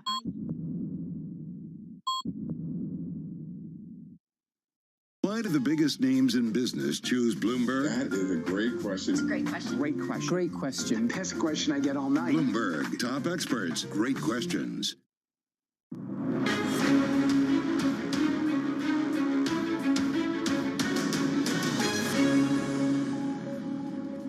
Welcome back. BOJ officials edge closer to raising interest rates. Bloomberg has been told the decision hinges on Friday's initial numbers from spring wage talks, with the outcome still too close to call. European stocks and US futures are higher as markets wait for US CPI data. Meanwhile, JP Morgan CEO Jamie Dimon says a recession is not off the table, adding that the Fed should wait before cutting interest rates. Plus, UK wage growth eases and unemployment rises for the first time since July, relieving some of the inflationary pressures that have concerned the Bank of England. Good morning and welcome to The Pulse. I'm Tom Mackenzie in London. Let's check in on these markets for you. As we said, European markets, European stocks are up so far in the session as we build up to that CPI print, the inflation data out of the US and how it informs the Fed's decision. Of course, Jay Powell giving evidence to the committees last week, suggesting that they are getting closer to that point. A little bit more confidence is needed on the data front. Will today provide that, with core inflation expected to come in at 3.7% year on year out of the US. US futures then, S&P futures pointing to gains of 0.2%. NASDAQ futures looking to add 79 points, up 0.4%. And here in Europe, the benchmark is currently up 0.4%, and there's a decent session so far in the UK, with the FTSE 100 up currently around 0.8%. Yes, the data here in the UK suggesting a slightly softer labour market, and maybe that suggests that the BOE's work is starting to have an effect. August is when markets expected that first cut. Does that adjust on the back of this data? Let's get now to one of the big corporate stories, though, not just of the moment, but arguably of the last 12 to 24 months. Right now, soaring sales of Novo Nordisk's obesity drugs helping to boost the income and investment returns tenfold last year for the owner, Novo Holdings. Total income and returns coming in at $4.5 billion. Joining me now is the CEO of Novo Holdings, Kasim Kutay. Kasim, thank you very much for coming into the studio. It is the company really arguably of the moment here in Europe, at least. And look, there's a lot that goes into the holdings business, but Novo Nordisk is the standout. The sales, of course, of Wegovy and Ozempic last year powering the returns for you. What do you do with the cash pile that you're now sitting on? Yeah, well, good question, because obviously, as we think through our strategy for the coming years, and actually 23 was the last year of our prior five-year strategy. So now we have a new strategy in place called Strategy 2030. And the big theme there is scaling. How do we absorb the phenomenal inflows that are going to be coming our way from the great success of Novo Nordisk, and indeed the success of Novo Nordisk as well, our other operating company, make sure we absorb those inflows, reinvest them, and hopefully generate the attractive returns that we've been able to do historically. And you've already pulled the trigger, of course, on a big ticket deal, $16.5 billion acquisition of Catalent. How confident are you at this point that that deal goes through, that antitrust regulators approve it? Yeah, look, I can't comment on that. The regulatory processes are what they are, and they've got to play their course. What we know is we have to be patient. So if we look back a year ago, we merged two of our portfolio companies, Novo Nordisk and Christian Hansen, to form Novo Nordisk. That regulatory process took over a year. So I think all we can do is obviously be patient and make sure that we cooperate fully and transparently with the regulator, and hope for a closing as soon as possible, obviously, to give clarity to our customers and indeed to the employees. What does as soon as possible look like? At this point, what is the approximate time frame? Tom, you know as well as I mean, these processes take months, and it is what it is. Yeah, sure. Are you slightly irked when you hear Eli Lilly's CEO, one of your key competitors, saying they should be referred to antitrust regulators, to competition authorities? Does that get under your skin at all? Well, you sort of get used to it, right? We all compete with each other vigorously, and Eli Lilly has been a formidable and much respected competitor to Novo Nordisk for many years, right? We are the two world-leading insulin and obesity companies, so a bit of back and forth between Lilly and Novo Nordisk is par for the course. Okay, and the idea is you take 3 of these Catalent factories, yes, and you sell them to Novo Nordisk. That's the plan. What do you do with the rest of the Catalent business then? So the rest of the Catalent business is one that we like a great deal. So the whole area of what we call biopharma services. So if you look at the golden era of innovation that we're in pharmaceutical-wise, that innovation needs servicing. It needs things, companies that are called contract research organizations. It needs contract manufacturing organizations, and as well as many other services. So we're heavily invested in this whole biopharma services arena. It's one that we like. It's one that's core to our strategy, and Catalent fits very much in that. So we look forward, actually, to hopefully, as soon as possible, getting our hands on that business, investing behind it, and getting it to its full growth potential. And we're very excited by that growth potential, not least because we firmly believe that the biotech industry is off the bottom from the downturn that happened back in late 20, early 21. We're seeing IPOs come back, which means more funding for the industry, which means more need for contract development manufacturers. So we're feeling pretty good about things. Okay, that's interesting. If for some reason the deal doesn't go through, part of the rationale for the deal, of course, is to ensure that capacity that so far Novo Nordisk isn't able to match the demand, huge demand for its products around the obesity drugs, can't match that demand quite yet. I know they're investing very heavily around that. Part of the rationale of Catalent is to help that. If for some reason it falls through, what is the playbook then to support Novo Nordisk? Well, look, Novo Nordisk, I mean, I think as the CEO of Novo Nordisk himself has said recently, the Catalent move is one piece of the puzzle. There's a host of other initiatives that are taking place to build capacity. There's a lot going on from an organic perspective in terms of expanding facility in existing sites, both in Europe and in the US. So, Catalent is an important piece of that, but by no means is it the only piece of the puzzle, and a host of other initiatives are underway. Okay, and it sounds like you want to be holding on to these drug production facilities and these assets for the future. Is that part? This is a part of a longer term strategy. Yeah, well, look, we're a long-term investor, right? If we look at who Novo Holdings are, we are very much focused on generating attractive long-term returns. If you look at our track record with the assets that we do own, it's about long-term investing and investing for the full growth potential of those assets. So yes. Does 16.5 billion? It was notable in terms of the price tag.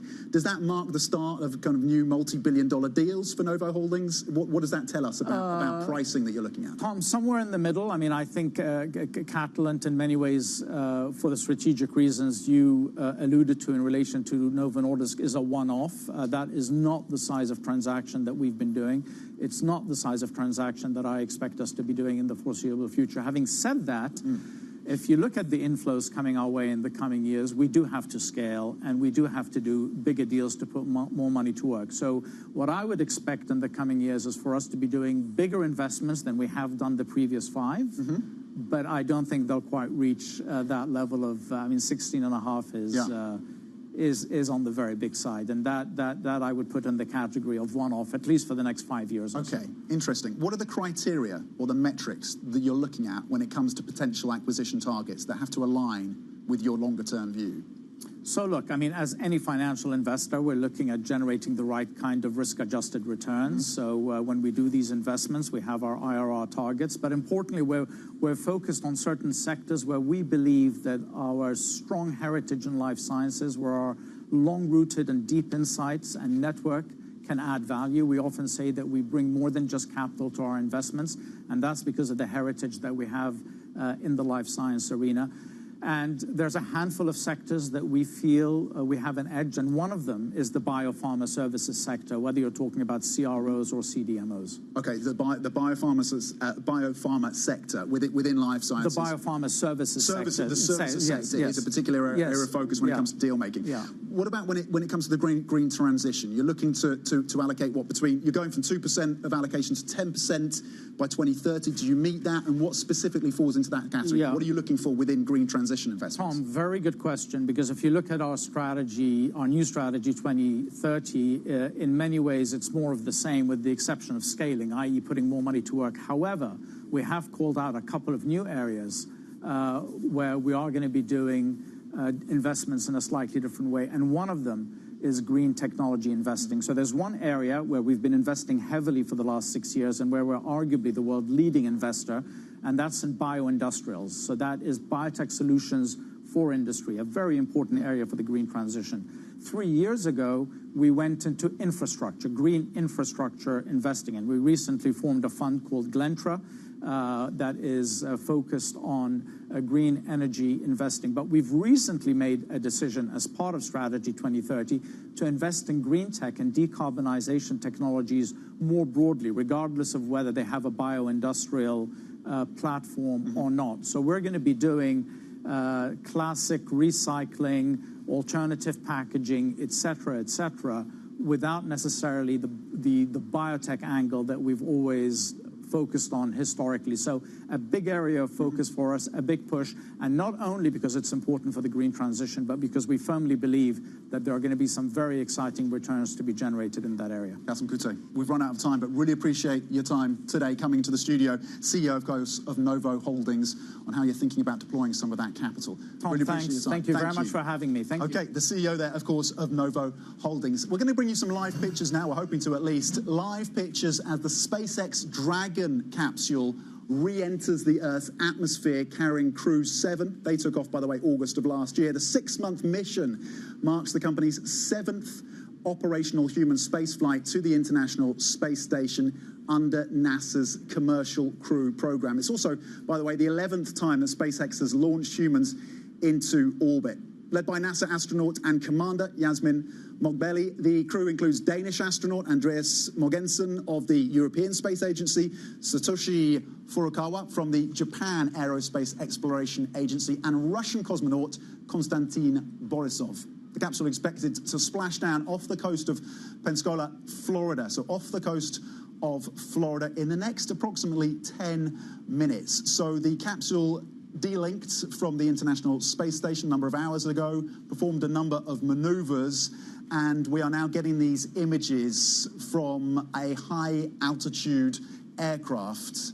And we continue to watch this, of course, this manned crew returning and expected to splash down off the coast of Florida in approximately the next 10 minutes or so. We'll keep across, of course, this story for you. Coming up, BOJ officials edge closer to raising interest rates and will decide whether to move this month.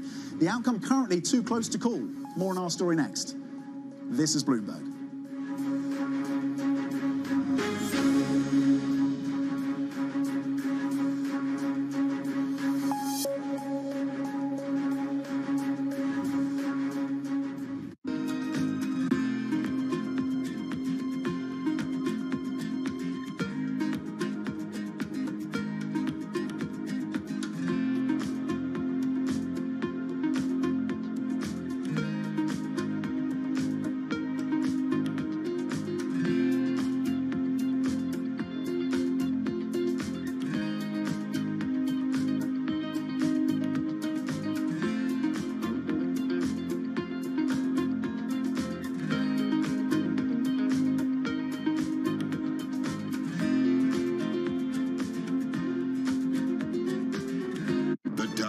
news and tech are on Bloomberg. There is a natural tension between the need of a supplier to scale and the need of the customer, the car maker, to differentiate, try to make something that is unique. We have a long-term partnership with Tesla, and it's still strong, but Tesla is not the only partner that we're seeking, and we want to diversify and really make the EV market in general stronger and sustainable. All these devices becoming smart devices, they all need a brain inside that helps them learn what to do.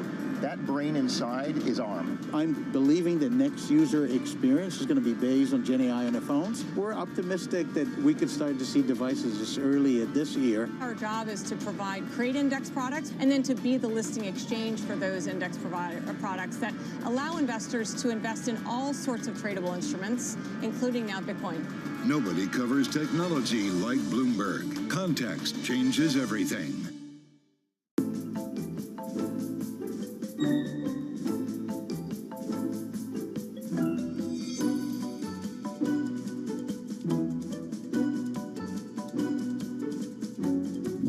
What happened was you were offered a money-losing women's basketball team, and you said, I want to be in the other sports as well. Is that right? Well, yeah, you got to be smart about this.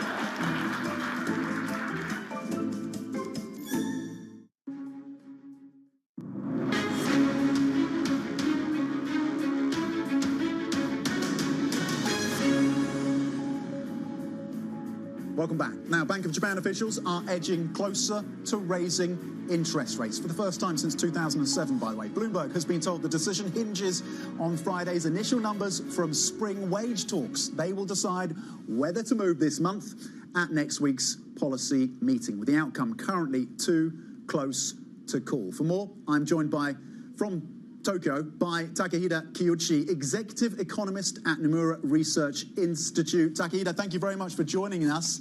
Given what Bloomberg's been reporting, given what we've been hearing from Governor Ueda over the last few days, given what we've been hearing from other officials at the Bank of Japan, what is your view on when they move to raise interest rates? Okay, I think that maybe BOJ will move next week to increase the interest rate with 70% probability. So I think that the financial market expect 50%, but I think that the probability could be higher than the consensus. Because that, as you mentioned, that the BOJ can get very important information to decide monetary policy on Friday this week. That was a result of that spring wage round. That could be a catalyst. That could justify that BOJ to move next week. Okay, and so to be clear, you are convinced, and you think the Bank of Japan will be convinced by next week, that the inflation target is being met and that wages are moving sustainably higher? Yeah, I think that the wage growth rate could be very high, higher than that last week. That could justify that change of monetary policy to the Bank of Japan. Actually, I think that in reality, I think that the 2% inflation goal is not achievable. And the current increase of that wage and the prices could be temporary, caused by that increase of import price. And in the coming few years, I think that both at the inflation rate. I'm going to have to interrupt you. We'll come back to this conversation. We are very lucky and very fortunate to have you standing by. We're just going to cut in briefly because SpaceX and the splashdown of Crew 7 is imminent. Just in the next few minutes, you can see the 4 parachutes have now come out of the capsule. Of course, it delinked from the International Space Station earlier in the day. This is a manned crew. There are 4 people on board from Japan, Russia, Europe, and the US. You can see the 4 chutes now as the speed slows on this capsule as they get closer to splashdown off the coast of Florida. Matt Bloxham, by the way, is standing by as well, an expert on all things SpaceX for us, with the eye across tech, but with the specifics on what's happening with SpaceX. How consequential is this, Matt? Just put it in context for us, what we're seeing. Well, so this is the 5th mission for this particular SpaceX Crew Dragon. So, this has been transformational in terms of the way we take people into space, and particularly to the International Space Station as part of this bigger kind of multi-decade program that NASA has, essentially take people to the moon and then maybe at some point on to Mars. So actually, kind of getting people to and from the space station, almost like a kind of a shuttle, like a ferry, if you like, and reusing these spacecraft brings the cost down, improves the reliability, and is that stepping stone to these kind of more ambitious plans to the moon and beyond. And this is the Dragon capsule. It re-entered, travelling at about 350 miles an hour, we understand, when it re-entered the Earth's atmosphere, and at about 18,000 feet, they deployed the first 2 parachutes. You can see the 4 parachutes now that were deployed a little later, and they expect to slow down from 350 miles an hour to around 15 miles an hour before that splashdown again off the coast of Florida. SpaceX have managed to get this down to some kind of art form now, Matt, it seems. The consistency is there. This is a crewed mission again, and setting themselves up for further success, it seems. That's right, yeah, and they're ahead of the other launch partner, which is Boeing, that's got a Starliner, which is due to come into service to do similar missions to this. Splashdown is there, so we can see splashdown off the coast of Florida. That is the Dragon capsule. This is Crew 7 that were up on the International Space Station for around 6 months. The mission took off August of last year, and that looks like a successful splashdown off the coast of Florida then, Matt. Yeah, the next exciting step for SpaceX is the 3rd test launch of their big Starship. You might remember the last 2 have kind of gone up with big explosions, although they've kind of delivered the kind of milestones they set for themselves. So we might see that next Starship launch as soon as this week. It's all kind of ready to go. And that obviously is the really important step as part of this broader NASA Artemis mission, which is to take people back to the moon, because the Starship, the kind of big silver thing that sits on the top of this 120-meter rocket, is the SpaceX lunar lander. So they need to kind of demonstrate that they can send that up into space and they can actually maneuver it. And ultimately, maybe kind of 26 potentially is the current target year for the first lunar landing by NASA using either this or the Blue Origin lander. I imagine this one will be the first to go, given SpaceX is ahead of Blue Origin in development.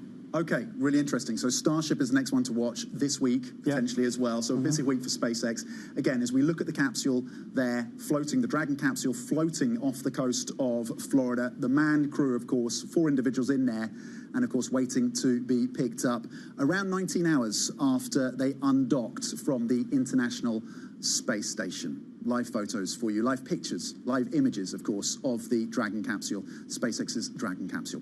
Let's get back then to central bank policy. What a shift. And bring back in the expertise of Takahida Kyuchi, executive economist at Nomura Research Institute and former BOJ policy board member. Takahida, thank you so much for waiting patiently for us. You had said prior to me interrupting you there that you expect a 70% chance that they do move the Bank of Japan next week. What about yield curve control? They've talked about not rushing to unwind the easy monetary policy, even if they do move out of negative rates. What happens once they move? What is the synchronization for the Bank of Japan? Yeah, I think that one media reports that BOJ will cancel, abolish that yield curve control together with that cancellation of negative interest rate policy, maybe as soon as next week. I think it's possible. It's possible because at the BOJ concerned that in the process of increase of short-term interest rate, that could cause that, turbulence in bond market to increase at the increase of long-term yield. To reduce this kind of risk, BOJ may cancel that yield curve control and introduce that the new bond purchase target. I think it's likely, and the BOJ may continue that this new JGB bond purchase policy with a target until that the BOJ will implement that the quantitative tightening additional measures of quantitative easing policies after the cancel of YCC, maybe even next week. Okay, so they could cancel YCC yield curve control as soon as next week, but then we look for those new additional measures coming through from the Bank of Japan. Takehide, how ready is the market, not just the market of Japan, but global markets, how ready are they for this? Or is there a risk of market rupture on the back of this move? Yeah, I think the financial market already discounted that with a cancellation of negative interest rate with the high probabilities. And that could not cause that big damage to the stability of financial market in a global. But I think that the financial market may shift its concern from the timing of that rate hike, but that BOJ's monetary policy after the cancellation of the negative interest rate policies. So I think that the financial market concerned that the rapid increase of short-term interest rate after the cancellation of negative interest rate.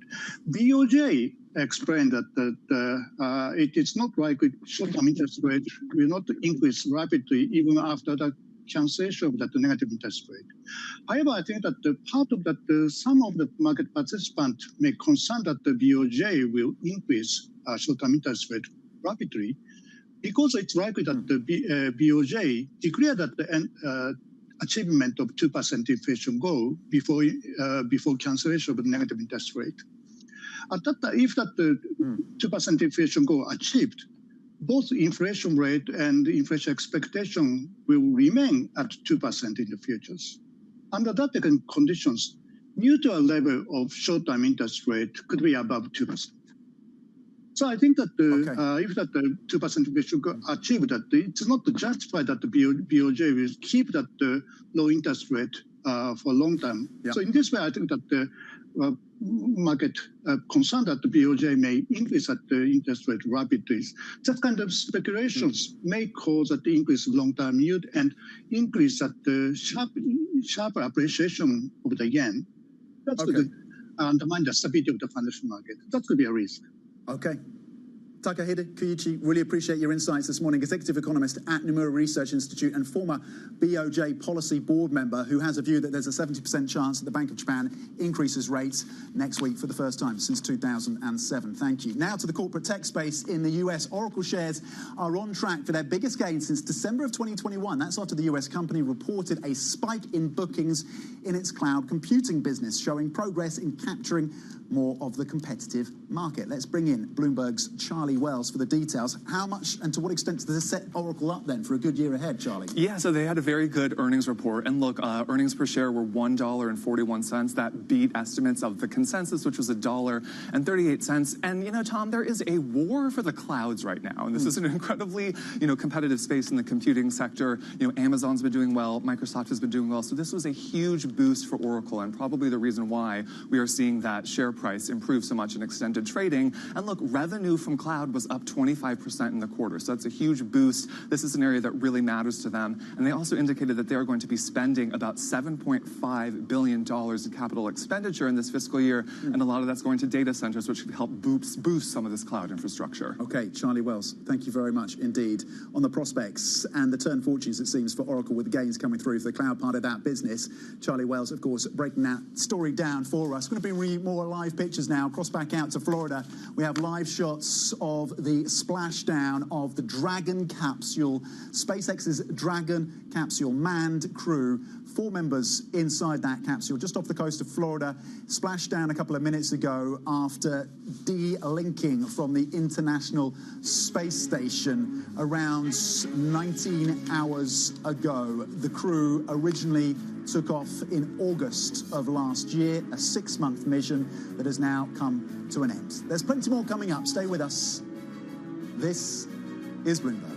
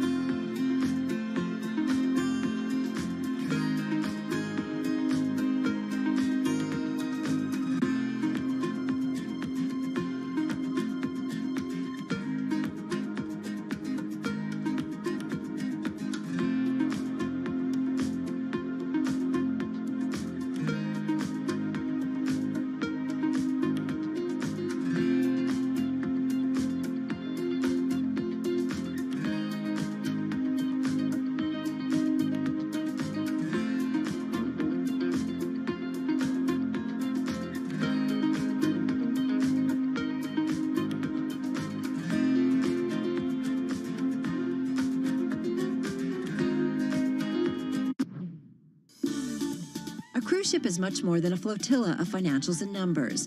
Naftali Holt showed me around the Celebrity Beyond, Royal Caribbean's newest ship, rolling out not the red carpet, instead the magic carpet, an example of investment that's yielding returns in several different ways. Originally, actually, we designed it because we wanted to have a really nice platform for tendering, because sometimes we can't home port So in destinations. functional. Exactly, value functional. And then we looked at it and said, why don't we just make it a really cool feature spot where people can enjoy it beyond the functional space? And we created this bar. It went up and down. Now, what does it take How to about the Instagram? Can you speak about that? I can imagine. Instagram moment with the sunset, having a drink with your friends or family. I mean, that's amazing. So what does it take to do something like this? And I'm thinking cost, engineering, time. Yeah, a lot of effort from a lot of people. So it starts from just the design and the conceptual aspect of it. Then we need to figure out a lot of technical factors, the weight, the wind, and so lots and lots of hours of really hard work. And every time we up the game, we see that customer willing to spend more.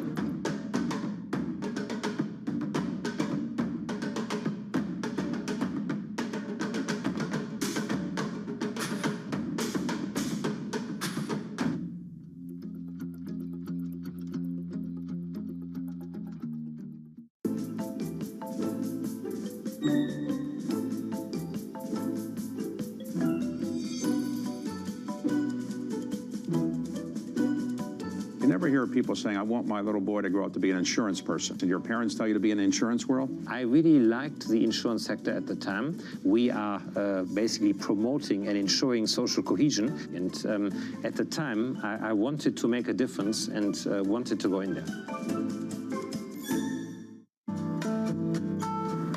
DOJ or other authorities. Could face bigger challenges next. It was going to keep bringing World Cup. This is a 3. As the economic picture. Covering the intersections of Hollywood, Silicon Valley, and beyond.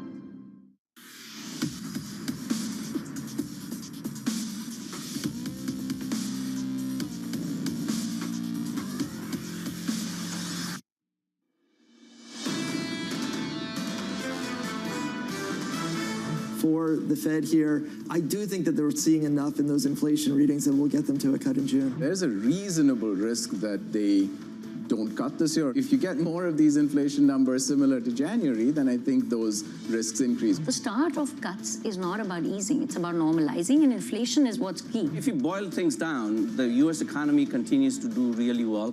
Inflation is slowing down. The data needs to confirm we get to 2% or lower before we can cut rates. You need to get ahead of disinflation, leave everything on the table. This is Bloomberg Surveillance with Jonathan Farrell, Lisa Abramowitz, and Anne-Marie Hordern. It is CPI Tuesday, live from New York City this morning. Good morning, good morning. For our audience worldwide, this is Bloomberg Surveillance. Your equity market on the S&P 500 positive by 0.2% on the S&P. Chairman Powell would like a little bit more data. He'll get a little bit more a little bit later. Going into the Federal Reserve meeting next week, will he have sufficient evidence to change his call, his view on this economy? People are really looking at this CPI report as being one of the most important in the past couple of years, which is what we hear every single time, but this time we hear it more often. And basically the options are setting up to really have more volatility on the heels of it. The idea here is if you see another hotter than expected CPI print, you will get a material move in markets where you start to reprice out the Federal Reserve where they cannot cut rates well after June. Just like going into payrolls on Friday, the question is exactly the same. The question on Wall Street has not changed. Was the upside surprise in January a one-off or not? Bloomberg Economics have this to say, MH, this morning. We don't expect the February CPI report to provide clear enough evidence of disinflation to boost the Fed's confidence to cut interest rates. This is about how we set up that meeting going into next week. So potentially they're going to need more data. What I extrapolated, though, interesting enough, from the Biden budget yesterday, which I find just to be a political document, was actually how they view inflation averaging the rest of the year. It's at 2.9%. So when we sit here and talk about stabilization of inflation, the Fed is going to get closer to 3% of their target of 2%. The White House is actually more pessimistic than even our own economists we surveyed. This is the outlook for the Federal Reserve. Can we talk about the BOJ as well? Yeah. Another story on the BOJ. I just feel like we're going to be doing this every single day going into the Bank of Japan meeting next week. Dollar yen this morning, 147.44. According to people familiar with the matter, it could come as soon as next week. The first interest rate hike since 2007, Lisa. Lisa. And going back to what we've said over the last 24 hours, it will come down to what those wage negotiations look like on Friday. Given the fact that we have seen pretty rapid pace of wage increases at the recent labor negotiations, I thought this latest piece of reporting was sort of pushing back a little bit, given that the outcome was too close to call, considering that markets basically saying that this is a done deal.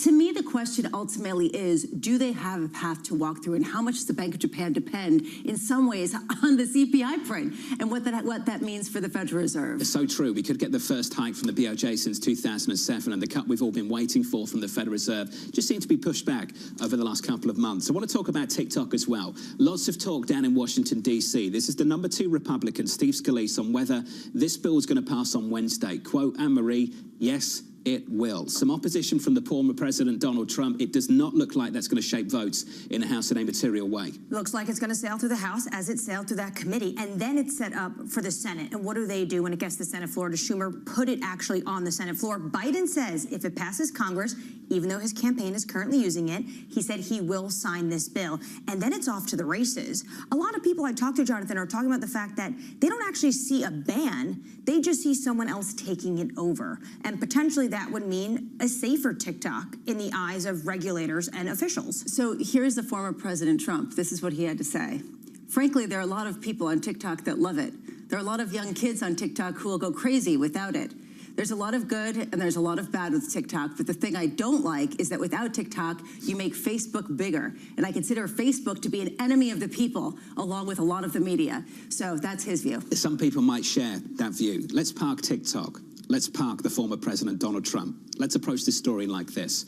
Any other story, if we conclude that it poses a national security risk, and there are politicians down in Washington that are unwilling to protect people from a national security risk, we'd all be sitting here, arms in the air, saying, what on earth are they doing? So I think we should all be doing that regardless. What on earth are they doing in Washington, D.C.? And what does it tell you about the state of the nation's capital? That they have all concluded that this could pose a national security risk. The sitting president is campaigning on it, and there are people down in Washington considering not to pass a bill that would protect you from it. That's kind of bizarre to me. If you wonder why Washington, D.C. has lost some credibility, there is a real question. If it is national security, show us all of the evidence and then do something about it. If it's not, well, then take a laissez-faire attitude toward it. Well, all we need to look at is what happened yesterday in terms of an intel hearing with Christopher Wray, the FBI director, talking yet again that this is a national security threat. And also, we had the global report on national threats, and they mentioned TikTok specifically playing politics in the United States midterm elections. Now, if you're an elected official and you read this report through and through, there's obvious concerns. But Jonathan, on the right, some of this has to do with money and campaign donations. And I think on the left, it has to do with making sure you're reaching that youth vote. Without a doubt, it's about pleasing the kids and making sure you get money. It's bottom line, that's it. That's Washington. That's why people cannot stand what happens in the nation's capital, Lisa. That's what it comes down to. Pleasing kids and getting money? I mean, it makes no sense at all. It's like Think about it. Let's go through it again. You are facing a national security risk, and you are worried about what the kids might say. I mean, are you serious? Are you serious? Well, is that the state of things? That is the state of things, yes. Are you actually surprised? Come on. Are you actually feigning surprise right now? No, I'm not. But if you're wondering why people get frustrated with politicians, wonder no more. This is it. I don't think anyone was wondering. Well, just letting you know. Well, Shou Chew, the CEO of TikTok, is going to be on the Hill this week. He's obviously having a grueling week. But yet again, if this is not banned and a U.S. company takes it over, then the 150 million users it has and being the #1 news source for Gen Z may still exist. So they may potentially be able to save the kids. I'm not sure what this means for some Republican donors, but to your point, Jonathan, Washington may actually act this week. Let's see Wednesday. Steve Scalise says it has the votes. That's 2 minutes too many on TikTok. Let's move on. Equity futures on the S&P 500 positive by 0.2%. It is CPI Tuesday, a morning full of inflation conversation. Yield to lower by a single basis point on a 10-year, 4.08%. In foreign exchange, the euro unchanged, 109.28. Coming up this hour, Brian Levitt of Invesco with investors awaiting the latest CPI print. John Lieber of Eurasia Group as tensions between President Biden and Israeli Prime Minister Benjamin Netanyahu ramp up. and Nita Richardson of ADP on the impact of housing and labour on today's inflation data. We begin with our top story, counting you down to CPI at 8:30 Eastern Time. Brian Levitt of Invesco looking for disinflationary trends to stick, saying this: the risk at this point in the cycle would be a meaningful deterioration in economic growth that we are not forecasting. A re-acceleration of inflation would not be on the top of my list of risks for 2024. Brian joins us now for more. Brian, good to see you. Let's just start with the data that drops at 8:30 Eastern Time. What are you and the team looking for? So I think inflation, even though what I said there, inflation is moving up a little bit if you look at the momentum. But the good news is it's really not coming from the consumer. It's really not coming from wages. You're seeing it more on the import side, which of course is what's happening in the commodity space. So you might get a little bit of a stronger than expected inflation number today, but I'm not extrapolating that out to being we're heading back to where we were. This is extremely problematic. It seems like every cycle we go through, including 07, right? Let's remember that, including 2007, there's another head fake on inflation. Ultimately, the lagged effects of policy tightening start to hit. The obsession today is about shaping the Federal Reserve decision of tomorrow. Yeah. For you don't seem to be dependent at all on how many times they cut this year. Yeah, I'm not overly concerned about the number of cuts. Now, there is some nuance with regard to market leadership, but my North Star has been, and it's been for the last 15 months, is that the markets do very well after the peak in inflation, after the peak in tightening. Now, the nuance around how many cuts you're going to get, when the market initially priced in 6 cuts, which was sort of strange in hindsight, in November and December, huge small cap rally, huge mid-cap rally. Now that you're backing some of that out, the market became a little bit more concentrated. So there's that nuance. But ultimately, after what we went through, I'm just happy that tightening's over. And over the next year, we're going to normalize the yield curve. My favorite part about this cycle is that even the people who sort of sound bearish are actually bullish. It sort of depends on your time frame. That people who see a short-term sell-off see that as a reason to buy, and that long-term, there's a real positivity there.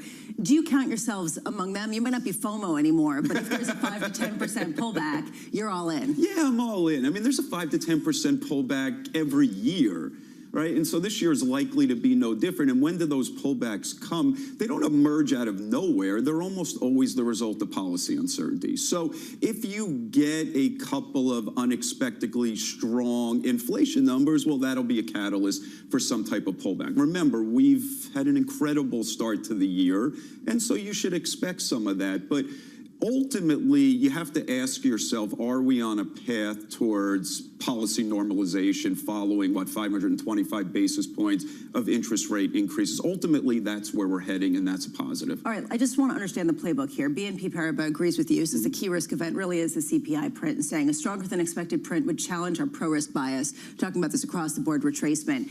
Where do you think gets most punished if we get a hotter than expected CPI print today?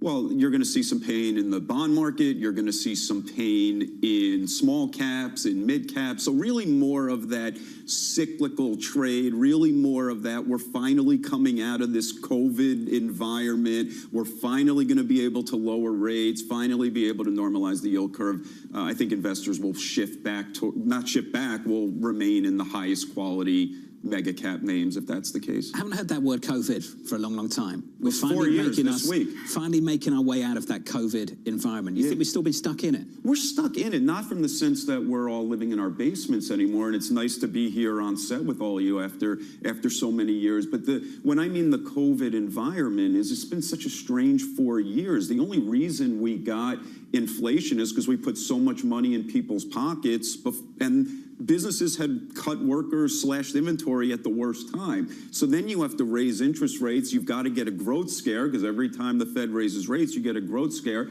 The markets fall 25%. And now we're coming out of it. We've been coming out of that environment, but it's still is it a soft landing? Is it a hard landing? So until we know what that landing looks like, until we normalize the yield curve, that's still moving our way out of this bizarre COVID environment. But people no longer have that money in their pockets from the government, and we haven't seen the supply chain bottlenecks repeat themselves. Right. So what's left? Not a lot.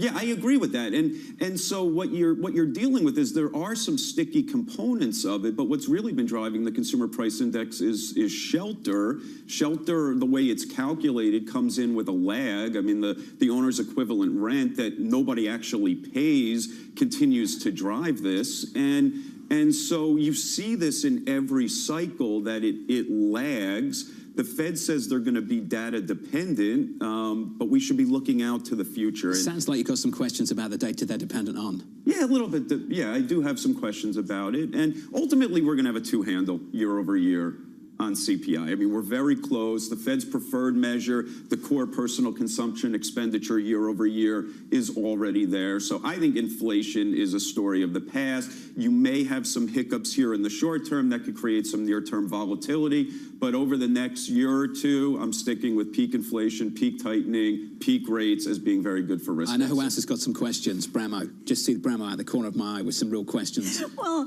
I love this. Data dependency, and the data is unclear and messy, and I don't really trust it. So wasn't that a description of Friday? Basically, what do you do with that? And that's basically what we've been on repeat. I mean, I was reading report after report saying that the people are not responding to the surveys for unemployment reports and for jobless claims and for jobs, for the non-farm payrolls report. You're not getting responses, so then you're extrapolating out into a void. Look at the revisions on Friday, massive revisions. Can we finish on that?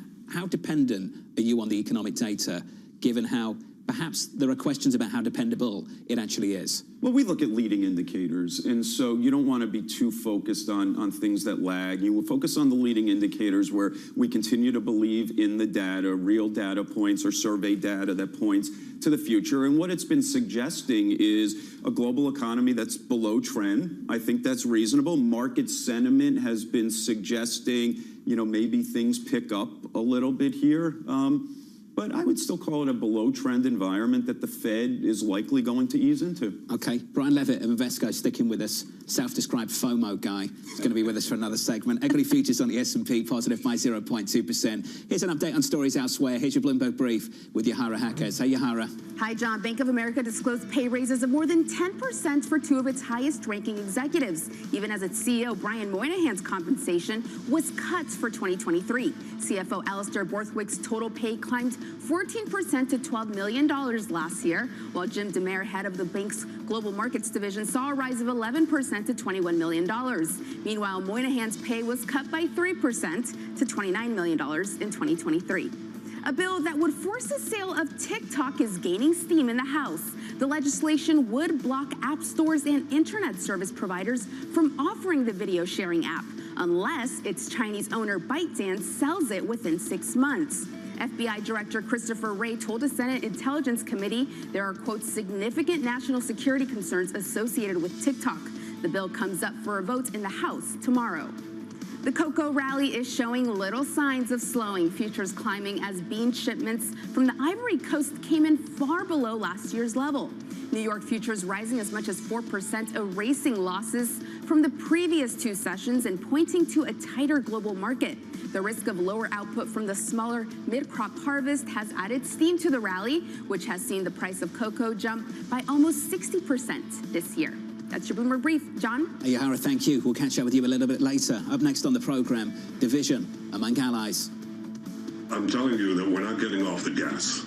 I'm telling you that we have to take care of Israel's security in our future, and that requires eliminating the terrorist army. That's a prerequisite for victory. That conversation coming up next, live from New York City this morning. Good morning.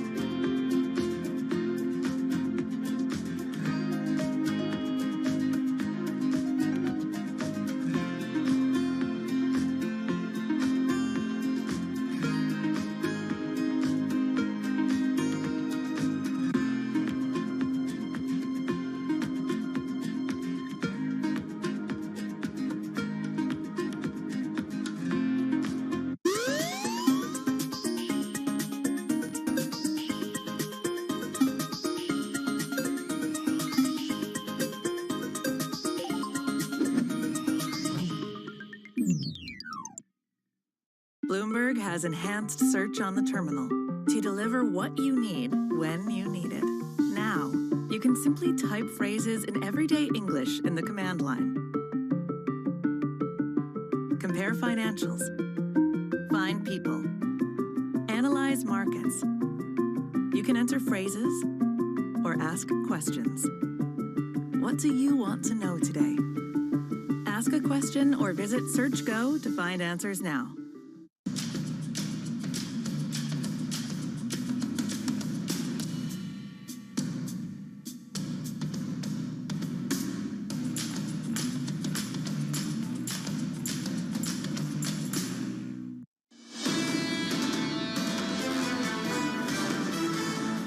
Two hours away from the CPI report, equity futures positive by 0.2% on the S&P 500. 10-year yields a little bit lower, down about a basis point, 4.09%. Under surveillance this morning, division among allies. I'm telling you that we're not getting off the gas. I'm telling you that we have to take care of Israel's security and our future, and that requires eliminating the terrorist army. That's a prerequisite for victory. Victory will come as soon as, I think it will come sooner, the more united we are, not divided, or at least not given the appearance of division. Here's the latest. Tensions rising between President Biden and Israeli Prime Minister Benjamin Netanyahu amid the rising civilian death toll in Gaza. Netanyahu not expected to change course as President Biden calls a planned attack on Rafah a red line. John Lieber of Eurasia Group writing this. President Biden's comments are the clearest reflection to date of a growing divide between the US and Israel and leave Biden painted into a corner with his domestic political audience if Israel moves forward with operations in Rafah. John Lieber joins us now for more. John, I want to talk about that red line, and I want to talk about the policy potential behind the threat. What happens if Netanyahu does cross that line that the president has set?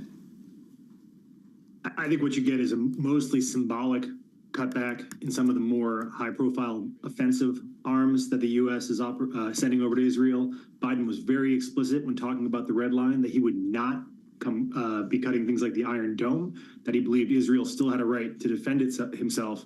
But this situation reflects a real challenge for President Biden. He needs to look like he's getting tougher on Benjamin Netanyahu because of his own domestic political concerns.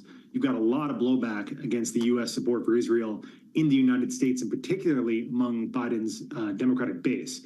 So this tension that you're seeing is a really difficult balancing act for President Biden to both say Israel has a right to defend itself and that Israel cannot trigger yet another humanitarian crisis in Gaza. A recent poll showed that a sizable majority of his voters oppose weapon shipments to Israel. When he spoke and gave that interview, could you see the White House saying, we prefer things like the Iron Dome to protect Israeli civilians, but we might ratchet back some of the offensive weapons we give to Israel? Yeah, it's that might ratchet back issue that I think is the biggest question, because there's a lot of Americans who want Israel to continue to push the offensive against Hamas and to win this war.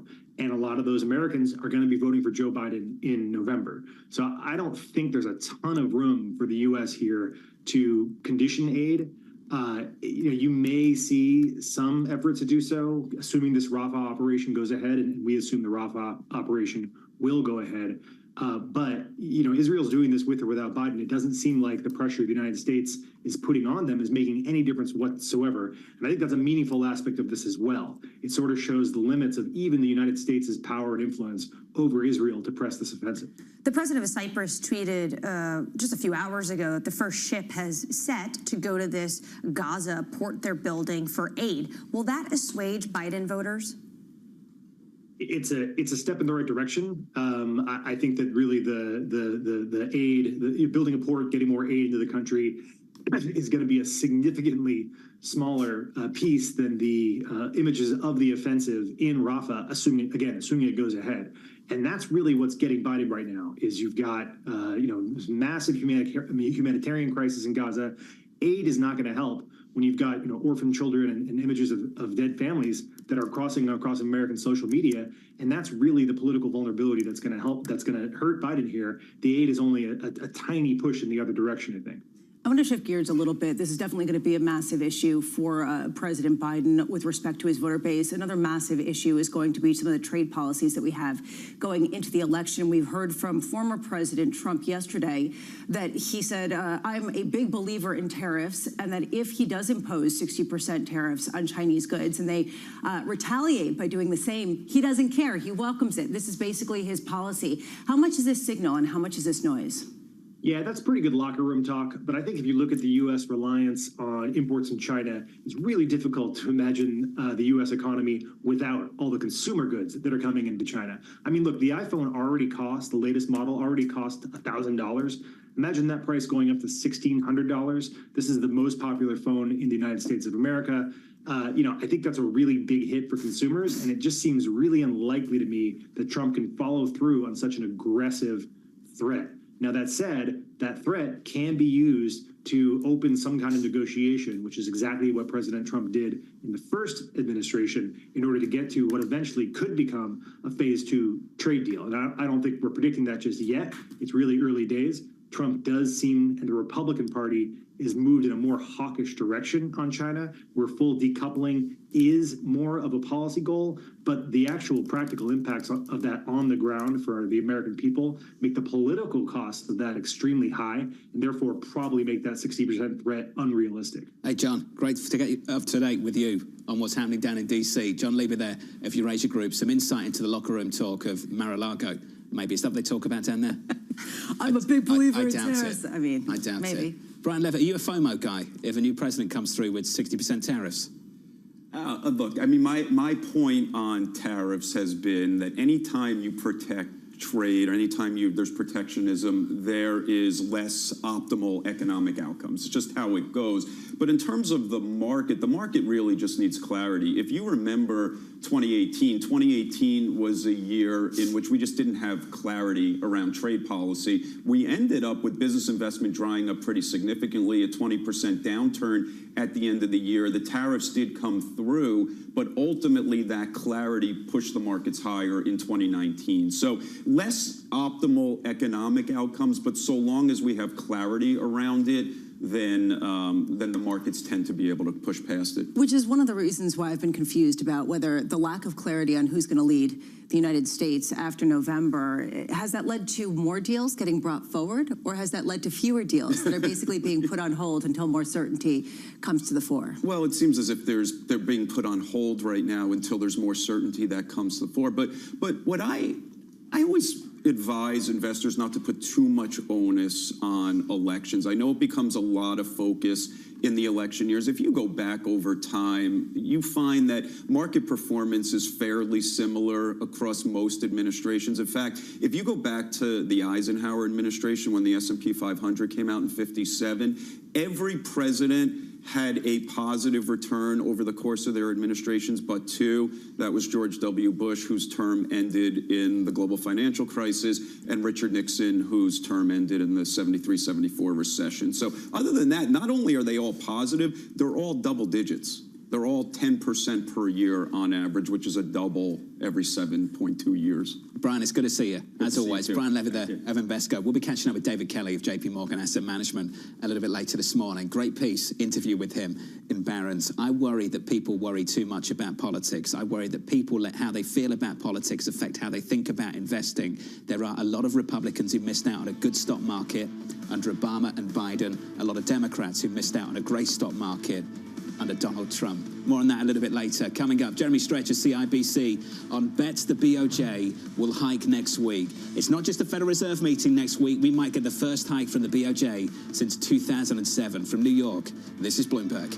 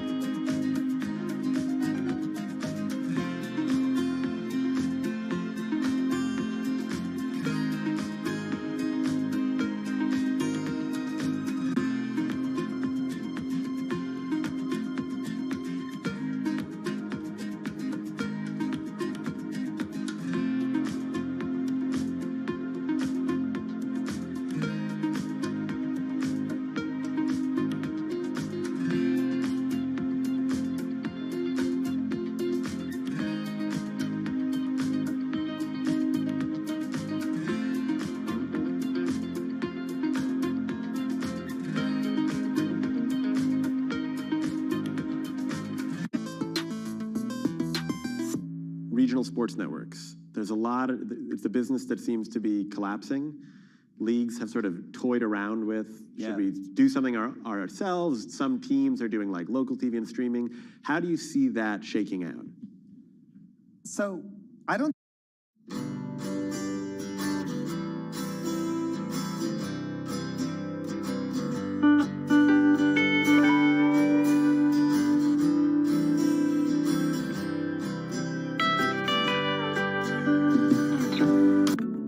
Another thing that startups need to look for is a market that is either started to undergo or is soon going to undergo exponential growth. I think this is actually related to one of the biggest mistakes investors make when evaluating startups. Investors always say, well, what's your growth rate? We care about the growth rate.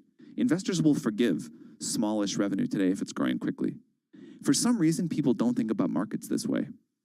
But if you think about the most important startups, they are the ones that I start in small markets that are growing very, very quickly. 11 years ago, the market for iPhone apps was $0. It's now huge. And I think if you only think about the TAM today, you'll make a big mistake. What you really want to do is identify a market that's going to grow every year and be able to ride that up elevator.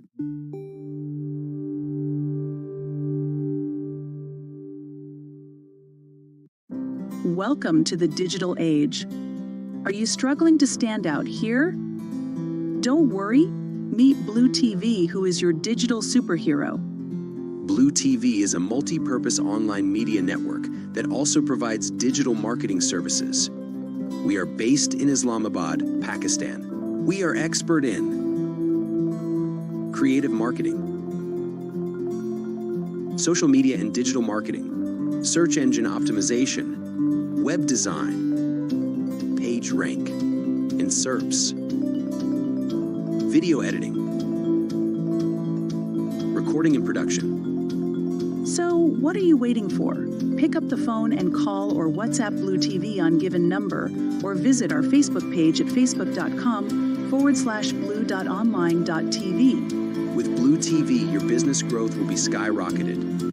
I want a bank that shows me what I spend instantly. We're Monzo. Give us a go.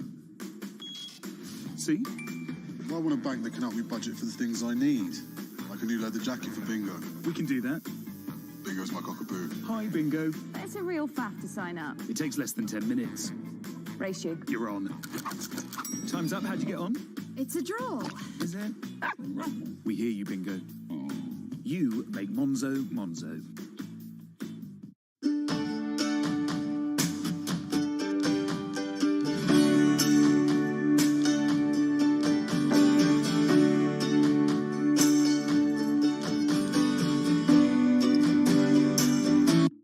My general advice is continue to seek out companies or people that are maybe one stage or two stages ahead of you. And I think this is generalizable to not just to startups, but anyone seeking fast growth in their own professional lives, in their careers too. What does greatness look like? Try to seek out people who've been there, done that before, and then try to not connect with one, but try to interview 3, 5, 10 people to see what is a general pattern of greatness that look like that will get you to the next level of the company, next stage, maybe a year, 12 months from now, 24 months from now. Seek out people who kind of went down the path a few times. Then you'll start to find this pattern that start to emerge. What are things that you need to have 12 months from now, 24 months from now that you currently don't have? Then try to like build a path towards that. It's almost like Amazon's or Jeff Bezos' mantra of working backwards. Think about what your end game or next stage look like, and then figure out your steps to getting there and who do you need to work with, upgrading or coaching your existing team or recruiting from somewhere else to really level your leadership. Because ultimately, the job of a CEO is to do 3 things, right? One is get the strategy right for your company, making sure it's executed, get the right teams onboarded, getting the resources, whether it be fundraising or allocating your resources. So strategy, people, or team, figuring out how you need to navigate those things to get to the next level.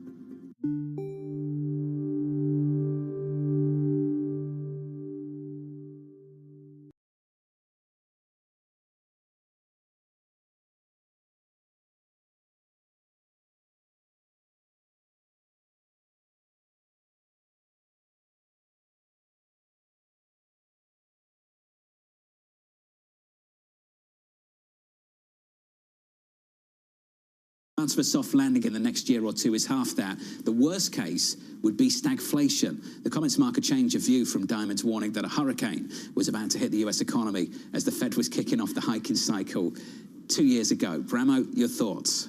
I can't keep track. I mean, this is someone who also was talking about 7% rates. He's also talking about the potential that the Fed should keep rates high because of concerns about stagflation. Meanwhile, two of his JP Morgan analysts are warring. You have Miro Mayetka, and you've got, of course, Marko Kolanovic, both coming out. Completely opposite views. Marco saying, we're going to have a problem. Watch for the sell-off. The sky is falling.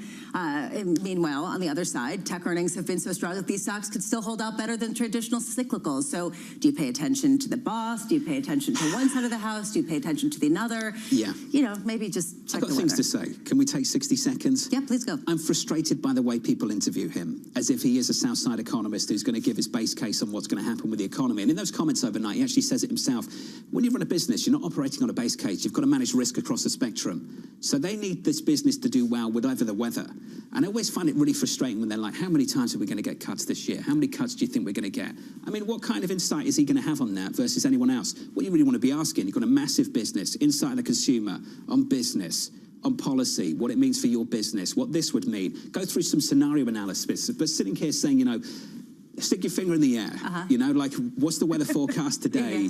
I find it really frustrating. You know, you could ask, you know, if you were going to be in the seat to run, you know, chief commander of the United States, would you argue for the Fed to potentially cut rates or to hold them where they are? If you were going to go into politics and are making these prognostications for that reason, then would you do so sooner than later? That might be what they're trying to get at. When I constantly hear him talk and pontificate, I always think it's not POTUS that he wants. I think he wants Treasury of the Secretary. And I felt this way at Davos when he talked about that. He said Trump had a few things right when it came to taxes, immigration, China, and NATO, and potentially was auditioning, and now throwing some cold water on a soft landing, even though he previously said it was a hurricane. You have to wonder, Jonathan, yet again, is he maybe auditioning for Treasury Secretary? A diamond off the table. I can see why anyone with a lot of stock would find it interesting going down to Washington, D.C., taking a government job and being able to sell that stock tax-free.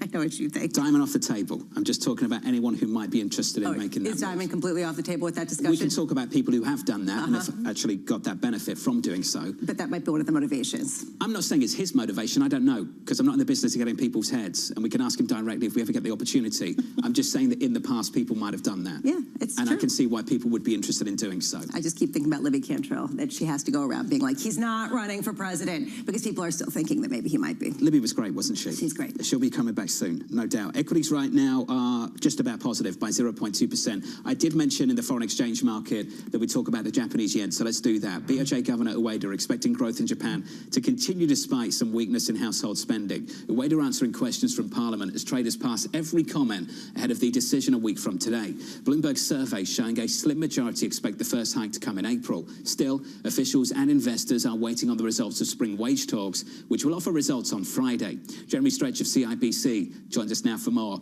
Jeremy, let's get straight into it. Expectations for next week. What are yours? Well, we've long held from CIBC perspective that we anticipated the rate hike coming in April, but clearly the speculation is not without some degree of foundation. I think it may be a case that some of the more hawkish members of the BOJ are perhaps trying to bounce the decision into a rate adjustment next week. But I think probably on balance, we'd still feel comfortable looking at April, because after all, when you think about the period between the April and March meetings, you're only talking about a 38-day wait for what is effectively a 10 basis point move. So in a sense, I think it's prudent perhaps for the BOJ to wait for the full and final information regarding the wage round. But clearly, investors are very nervous going into next week's decision. Jeremy, we've got to move on dollar yen. We're down from 150 back to 147, some yen strength we haven't seen in quite a while. Can you talk to me about what the road looks like towards sustainable, durable yen strength, and why maybe a couple of rate hikes might not be sufficient? Well, I think what we have to remember that if we look at this particular move in dollar yen over the course of the last couple of weeks, it actually is probably more a function of the fact of what's been happening in the US Treasury space and in terms of US yields, rather than necessarily purely driven by presumptions or expectations of an adjustment in terms of BOJ policy, as I say, of a mere 10 basis points. But having said that, if we are going to see a more durable yen rebound, then we do need to see the BOJ adjusting policy, so allowing yields to continue to move higher and looking at a higher level of front-end rate. And I think also we need to see a squeezing out of what is still a very sizable short position in terms of real money yen players. So I think there is scope for adjustment, and I think it's interesting that we're debating this process of the BOJ looking towards its first hike at the same time as even next week we could be considering a bank moving in the opposite direction in the context of the S&B. So I think there's certainly something to play for in terms of some of those previously low-yielding currencies. How much, Jeremy, do you think that the decision for the Bank of Japan hinges in some ways on today's CPI report based on the fact that it's looking for a window to execute this with the least volatility?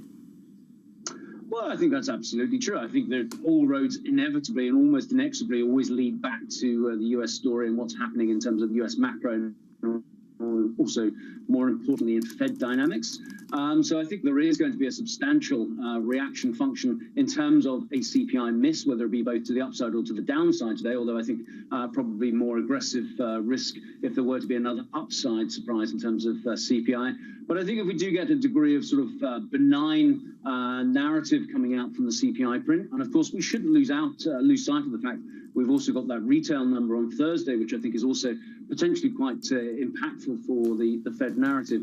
But if we do see this presumption of just that generalized moderation in price pressures in the US and leaving open the prospect of Fed easing to come as early as June, although that's not our base case at CIBC, we're looking for July. But if the market continues to feel comfortable pricing June, then that might provide some degree of scope for a benign backdrop, which would open the door for the BOJ. A bit of a shaky line on your end, or maybe even our end, Jeremy. So we're going to go. It's great to catch up ahead of the BOJ next week. Jeremy Stretch there of CIBC on dollar yen and all things Bank of Japan. I want to talk about a single name, Southwest in a pre-market, negative right now by a little more than 8%. An update from them. They plan to cut 2024 capacity, citing the challenges with Boeing. We had warnings about this from other airlines, including Ryanair in Europe, and Lisa, you're seeing it right now from Southwest. Yeah, and you can see those shares lower by more than 8%. Less capacity means potentially lower revenues. On the flip side, from Alaska Air, we saw overnight that they actually had a little bit better profit margins just simply because they weren't paying as much for some of the Boeing planes. I am curious, though, how this shakes out,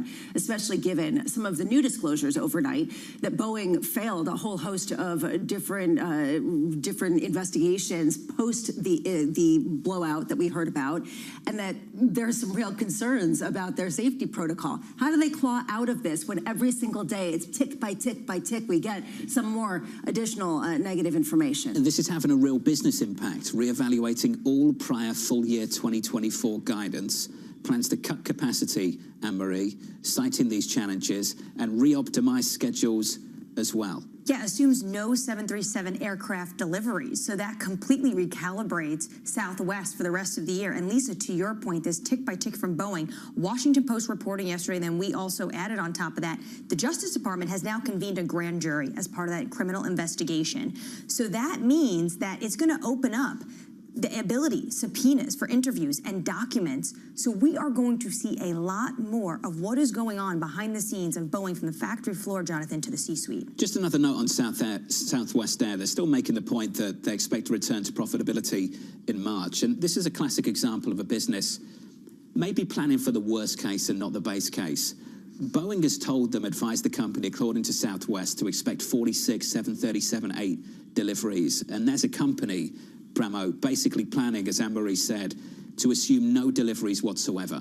And they're planning for the worst because they've already been through some real disappointments to the market, and they don't want to do that again. They're trying to claw out of that disastrous winter holiday season. Remember that when everybody's planes got canceled? Southwest is fascinating to me also because they hinge more on domestic travel, in particular having to do with vacations. So they're kind of a great read on a lot of things. The fact that they're assuming the worst might mean that there's a lot of positivity elsewhere. An update on the stock in the pre-market. We're negative here by a little more than 8%. We'll keep one eye on that story throughout this morning. Let's get you an update on stories elsewhere. Here is your Bloomberg Brief with Yahara Hackers. Hey, Yahara. Hi, John. 4 astronauts from 4 countries have touched down on Earth after a half-year mission aboard the International Space Station. SpaceX's Dragon capsule splashed down in the Gulf of Mexico near the Florida Panhandle in the early hours this morning. The so-called Crew 7 moved into the space station last August. The replacements arrived last week in their own SpaceX capsule. Oracle shares are on track for their biggest rise in more than 2 years as the company sees a spike in bookings for its cloud computing business. The stock had been down about 10% over the last 6 months through Monday's close. Oracle, which is known for its database software, is now focused on expanding its cloud business to compete with the likes of Amazon, Microsoft, and Alphabet. The FDA has approved weight loss drug Wegovy for heart disease patients, a move that could open the door for Medicare coverage since it raises the question of whether Medicare could now cover the cost for patients with a history of heart disease. About a third of state Medicaid programs currently cover the use of Wegovy and other GLP-1 drugs for weight loss. That's your Bloomberg Brief. John? Yahara, thank you. Up next on this program, targeting 2% inflation.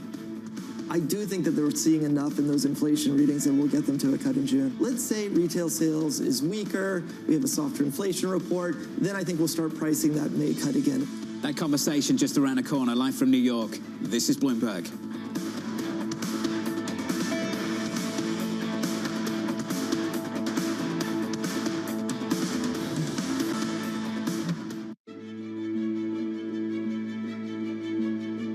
You're a famous photographer, you're a conservationist, you're an activist. How would you define yourself?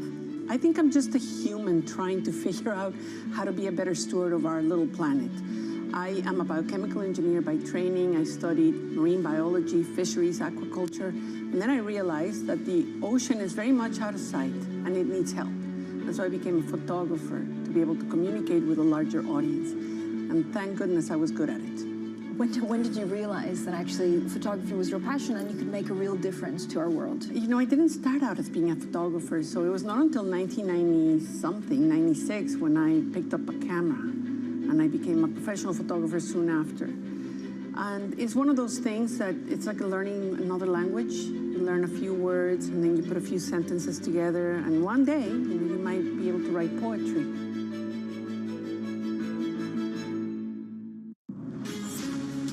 From the beating heart of global finance, economics, and politics, and wherever newsmakers are moving markets, Bloomberg brings you conversations that allow for deep discussions and important insights. How has that shaped your strategy for the bank? Is this a new normal? Is this like a catalyst? Do you think we're in a new phase for dividend policy overall?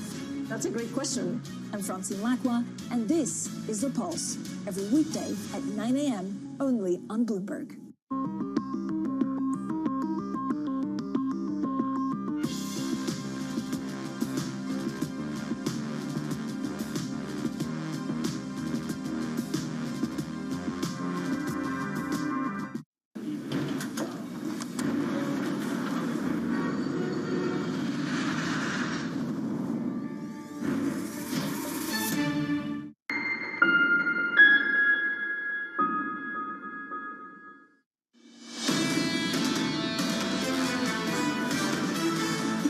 Breaking news on Southwest, planning to cut 2024 capacity, citing challenges with Boeing.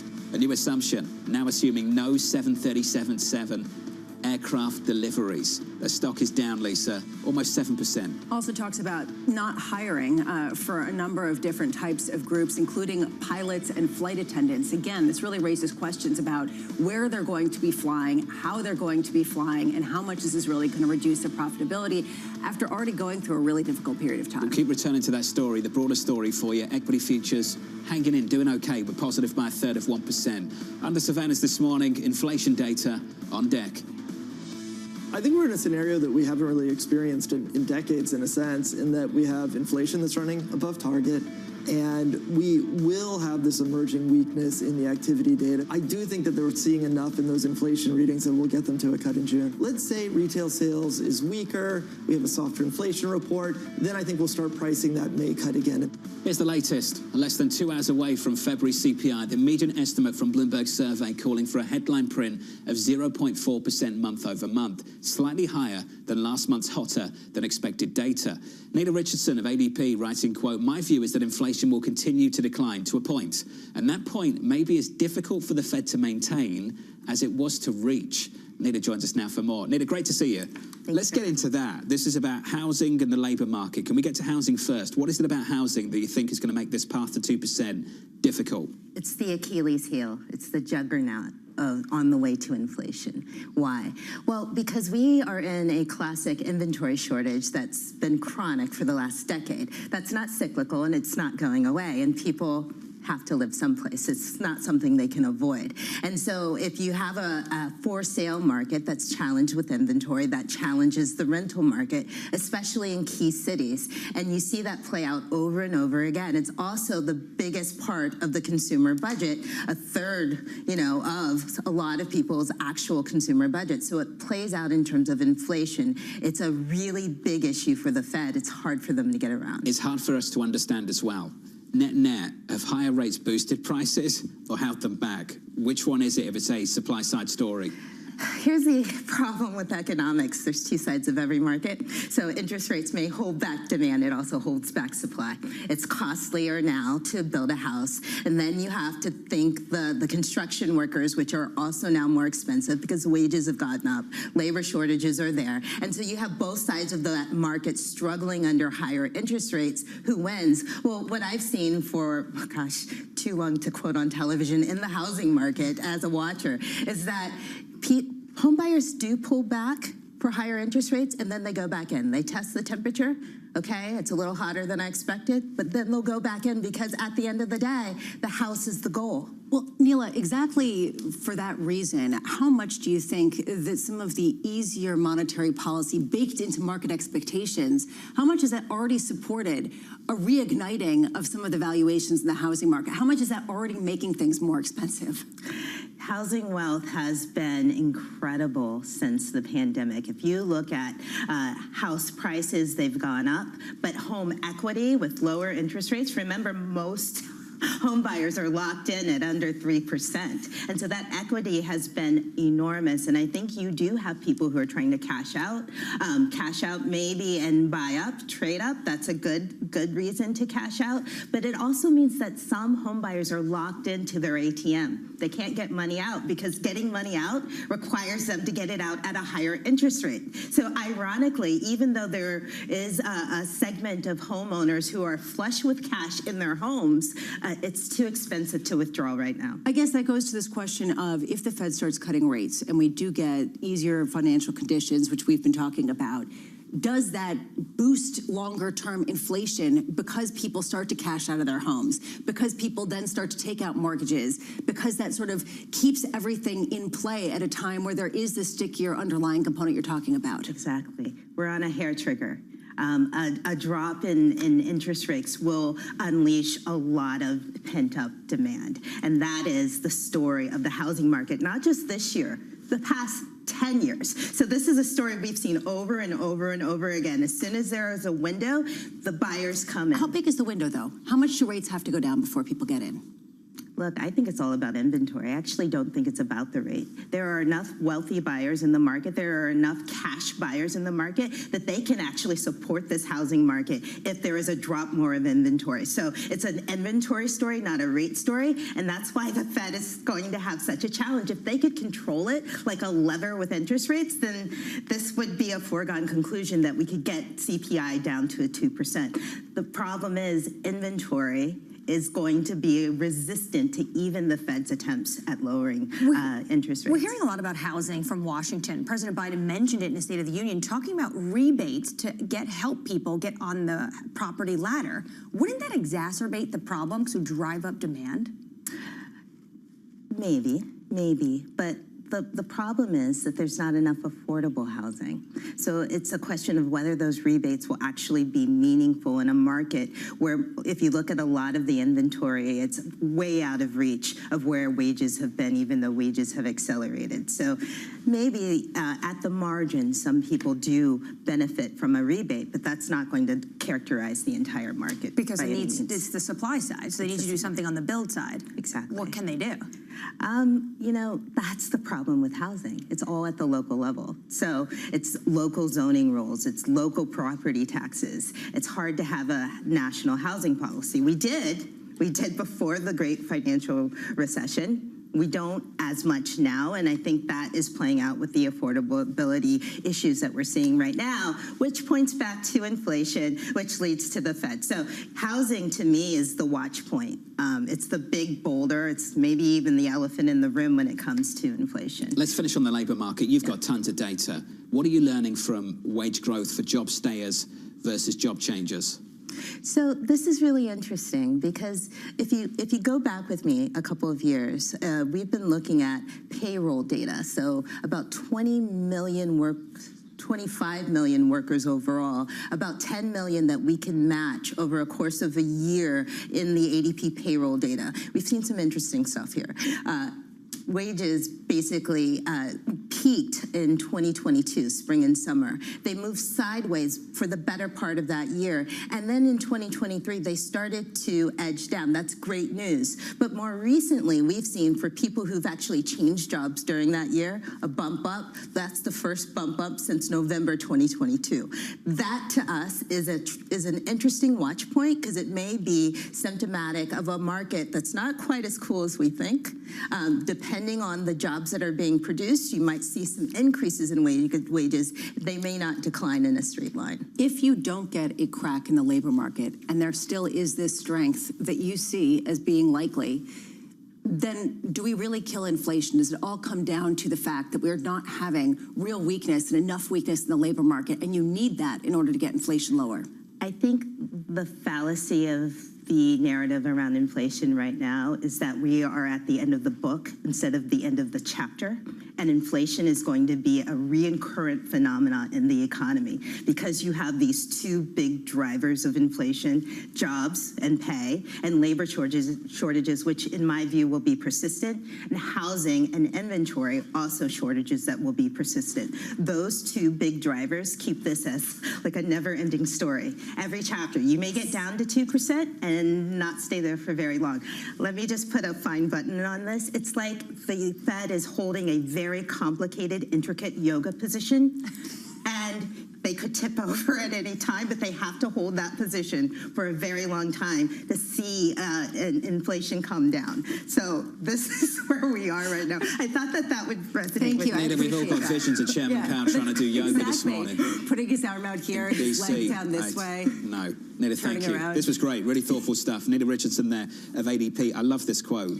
My view is that inflation will continue to decline to a point, and that point may be as difficult for the Fed to maintain, Lisa, as it was to reach. Like a yoga position that's very complicated with Jay Powell potentially contorting himself. But this is true, right? Because of these issues and this concern about preventing another recession, given how damaging it can be and how hard it is to claw back, it seems like that's so in the forefront of their minds that they're willing to maybe not hold the position quite as long. I don't know any yoga poses. Oh, really? Crow pose, No. that scorpion handstand. What's the scorpion handstand? That one's hard. You're doing a handstand, but your legs are still kind of bended over. Okay. Do you think it's more of that or the crow pose? That's pretty hard. I'd love to see Jonathan do this in the commercial break. Crow pose.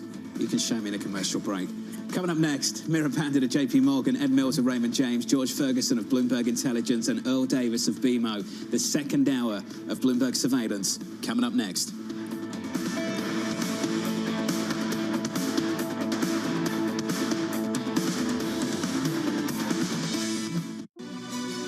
This is Bloomberg News Now. News when you want it at the touch of a button. Another volatile day on Wall Street. We're seeing big moves. All eyes on Capitol Hill as Democrats and Republicans prepare. Today's job numbers casting doubt on the Fed's next move. Inflation remains front and center. And that's news when you want it with Bloomberg News Now. Get it 24/7 on the Bloomberg Business app, Bloomberg.com, and anywhere you get your podcasts. Bloomberg News Now. Context changes everything. Venture capital. It's been volatile. From bank crisis anxiety to AI exuberance, Caroline Hyde and Ed Ludlow chat with the biggest names about the latest tech trends. Is AI going to dominate the earnings narrative for this sector this week? I think we're seeing opportunity and potential platform shift that we haven't seen in a long time. If you're a company today and you're not embracing the changes that are taking place with AI, you're going to be behind. How do you prove to the investor base that you haven't just tacked on AI AI to make yourself sexy. It's very hard to differentiate if you're not experienced with AI. The startup stories. We think this is a watershed moment for technology. Certain categories are more exciting than others. Right now, obviously, generative AI is a category that is very exciting to startup founders, customers, and venture capitalists as well. So what we are seeing is a new area of opportunities for new founders to come and change the industries that matter. And the real talk on realistic valuations. Some of the best opportunities are sitting right in front of us. How do you discern which ones are good on the marketplace right now? I think founders have woken up to the reality that taking on more money at higher terms doesn't necessarily play to their benefit in the long run. How do you actually invest? Follow the VC money on Bloomberg Technology, the only daily business show dedicated to tech right in the middle of the trading action. 12 p.m. on the East Coast, 9 a.m. in the West, only on Bloomberg Television. From our studios in New York and San Francisco, our expert hosts have the data and analysis about the companies you know and the startups to watch, plus the interviews you don't want to miss. Watch Caroline Hyde and Ed Ludlow on Bloomberg Technology, the only daily business show dedicated to tech, right in the middle of the trading action. 11 a.m. on the East Coast, 8 a.m. in the West, only on Bloomberg Television. Context changes everything. In a multi-trillion-dollar industry, there's a lot of ground to cover. We indeed have a rally. We're talking a lot of dividends. We're talking income. We'll show you what's happening in ETFs like no one else. Bloomberg ETF IQ, Monday on Bloomberg.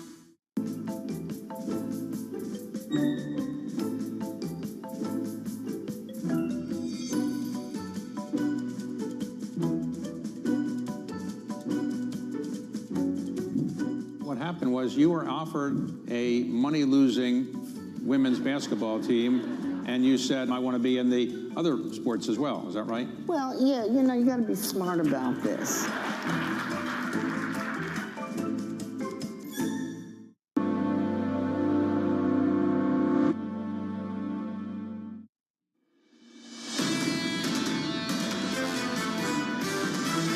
Let's make it clear, still we will get cuts this year. This recent talk about no landing, no cuts, we think the market is going to start pricing that out. The likelihood of them not cutting this year is basically zero. The likelihood of them being in a hurry to cut, I think that is pretty small as well. Do you cut in May?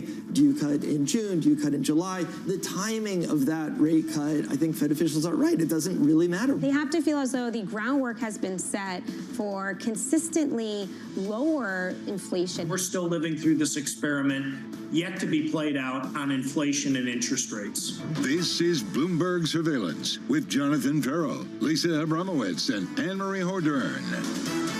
CPI data 90 minutes away, live from New York City this morning. Good morning, good morning. This is Bloomberg Surveillance. Equity futures right now positive by 0.25%. It's the last read on inflation until next week's Fed meeting. And the recent data derailing, Lisa, some of the happy talk around disinflation. Given the fact that we saw hotter than expected CPI and PPI, does this confirm this, as you've been talking about? And right now, how vulnerable is this market to really a gut check about just how quickly disinflation actually is happening and how hard the last mile really is? Well, the market has been more vulnerable than the Federal Reserve has been. We've been repricing the Fed aggressively. The Fed has been unchanged, unmoved, hardly derailed by any of this. And they're going into their meeting next week where we get a new set of projections and hardly anyone on the street thinks they're going to change versus where we were in December. I feel like the market is kind of like a histrionic person who just keeps, switching because there's nothing else to do and they're basically bored and there are trades going on. I mean, at a certain point, everyone's trying to figure out how to get an edge at an edgeless time where the data is messy and nobody can really predict the future. So you get these really messy moves. And right now, if you look at options trading, it looks like there could be a lot of volatility with an upside surprise. Messy moves and then the revisions. But above the top line, what's interesting about inflation is we can actually see where they're making progress, where they're not, and how long the rest of the year. It's going to be difficult. Bloomberg Intelligence, and we just heard from Neela Richardson, really looking at housing and shelter costs. Bloomberg Intelligence really looking at gasoline. This is really critically important going to peak driving seasons. And what this means for Americans, polls continue to show that Americans identify prices of goods and services as the best indicator for how the national economy is doing. That's the CPI report, 8:30 Eastern Time. I want to turn to a single name, Southwest on a pre-market, negative by a little more than 5%. A couple of headlines dropping in the last 30 minutes or so. Reevaluating all prior full year 2024 guidance, planning to cut 2024 capacity, and citing one company in particular. Lisa, that company is Boeing. I'm wondering whether Boeing's going to have to pay anyone anything. I mean, seriously, given the fact that there's a lot of lost revenues. But Southwest also talking about how otherwise first quarter bookings were actually up, and they were actually increasing faster than expected. This is sort of a strange story. On one hand, you've got the disaster that's Boeing, right? And how that's going to evolve with the DOJ lawsuit and all sorts of other claims is one thing. But another thing is, a lot of these airlines are still doing well, and it's a question of getting enough capacity to meet demand at a time where this economy just is not rolling over. That, to me, might be one of the most interesting angles of this sort of kitchen sink report. Boeing down another 1%, Southwest down 5%.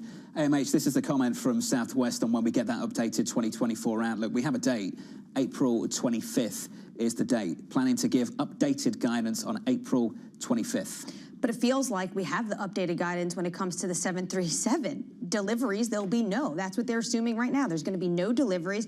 And they continue to assume in this report no 7 aircrafts are placed into service this year based on the current certification status. So until Boeing gets its act together, this is going to be a ripple effect across the airline industry. It's a break of 32 in a pre-market for Southwest. Broadly speaking, equity futures doing okay. Positive by 0.25% on the S&P 500. Yields a little bit lower on a 10-year. We're down about a basis point to 4.09%-ish. In the FX market, euro-dollar 109.35, basically unchanged. Coming up this hour, Mira Pandit of JP Morgan ahead of a key CPI print. Ed Mills of Raymond James as the TikTok bill gathers momentum in DC. And Earl Davis of BMO on his, quote, great buying opportunity in treasuries. Earl Davis has been dead on in this bond market, the front end of the curve, Lisa. Looking forward to his thoughts on the longer end, on a 10-year. Absolutely, especially because Barclays came out and talked about potentially saying, the rally's got a little bit too far, but he has been dead on, and it's been tactical, and it's been brilliant, so can't wait. Great start to the year for the team over at BMO. We begin with our top story this hour, the US CPI report 90 minutes away after a hotter than expected January print. Today's February read, giving investors more clues on the Fed's soon, but not too soon, rate cut timeline. Mira Pandit of JP Morgan writing this, a slowdown in the economy will likely be one back to trend rather than into recession. The Fed is likely to fulfill their projection of 75 basis points of rate cuts this year, with the first starting in June. Mira, I'm pleased to say, joins us now for more. Mira, good morning. Good morning. You came into this year calling it the 2024 economy, 2024. Can you explain what 2024 actually meant, the meaning behind it, and ultimately where we are now a few months later? Sure. So 2024 is 2% real GDP growth, 0 recessions this year, given the data that we have. 2% inflation, somewhat controversial, given that people think it's a little bit sticky where it is, and just under 4% unemployment. And that's broadly where we're trending to. If you look at the data that we've gotten, Atlanta Fed GDP tracking to be just above 2%, unemployment just below 4%. Now, the key is inflation. Does that continue to progress towards 2%? And I do think, look, we have multiple inflation prints, not only CPI, but also PCE until we get to the Fed's June meeting. And I do think it's not going to be an even path, but that data will increasingly confirm that the Fed should be ready to implement modest cuts in light of a benign economic environment. Late spring was the date coming into this year for you. Has that date shifted out or stayed the same? It shifted out a little bit from May to June, so not a huge shift, but I think that what has been helpful is, one, the Fed speakers have been pretty consistent in the way that they've approached their timeline this year in terms of the long engagement. You know, we've committed to doing this, but we're not going to set a date yet. And now they're getting closer and closer towards let's do this in the summer, given what the data might show. And I also think the very helpful thing for the markets is that finally you've seen the Fed and the markets converge. So I do think that de-risks to some extent a lot of these jobs and CPI prints that we're getting because there's not that much of a delta between the two. I love this. We get people on like yourself and they have a longer term horizon and they start talking about how it doesn't really matter whether they cut in May or whether they cut in June. And then you have reports saying that the market's going to go haywire if we get a hotter than expected CPI print because it's going to push out how many cuts and when they start. So which is it? I mean, how vulnerable is this market to a hotter than expected CPI print?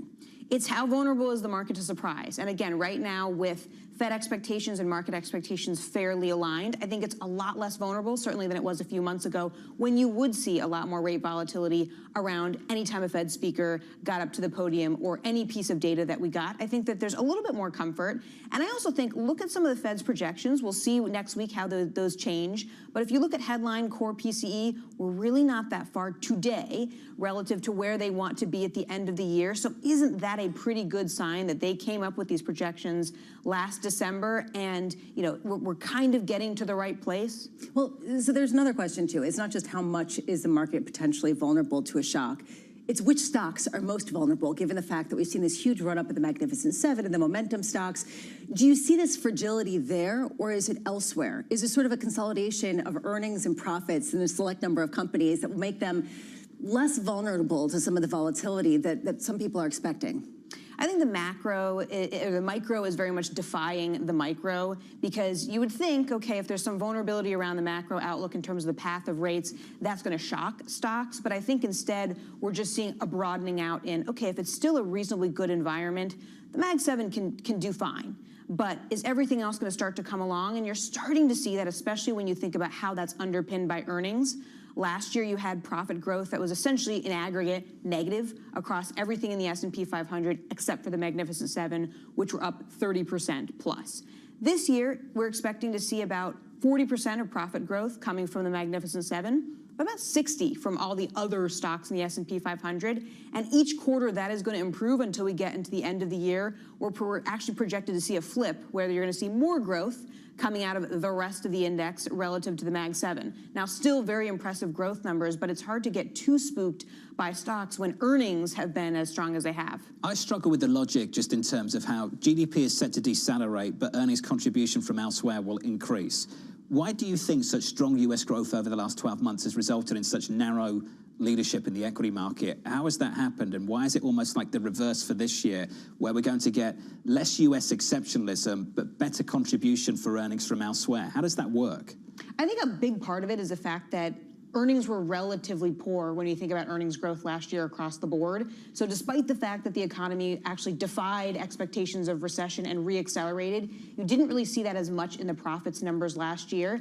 I think disinflation is helping too, as we see more margin stability, and revenues seem to be holding up pretty well in light of accelerated economic growth. So I think that the profits really actually lagged or told a different story last year than the economy did. I think this year, as we get to, again, a reasonable place with the economy, but you do see profit growth pick up from essentially flat to double digits. That is what really propels stocks this year. You mentioned margins. Can we talk about that a little bit? What have you noticed of how they're protecting margins? Is this cost cuts? Are they laying people off? Where's that coming from?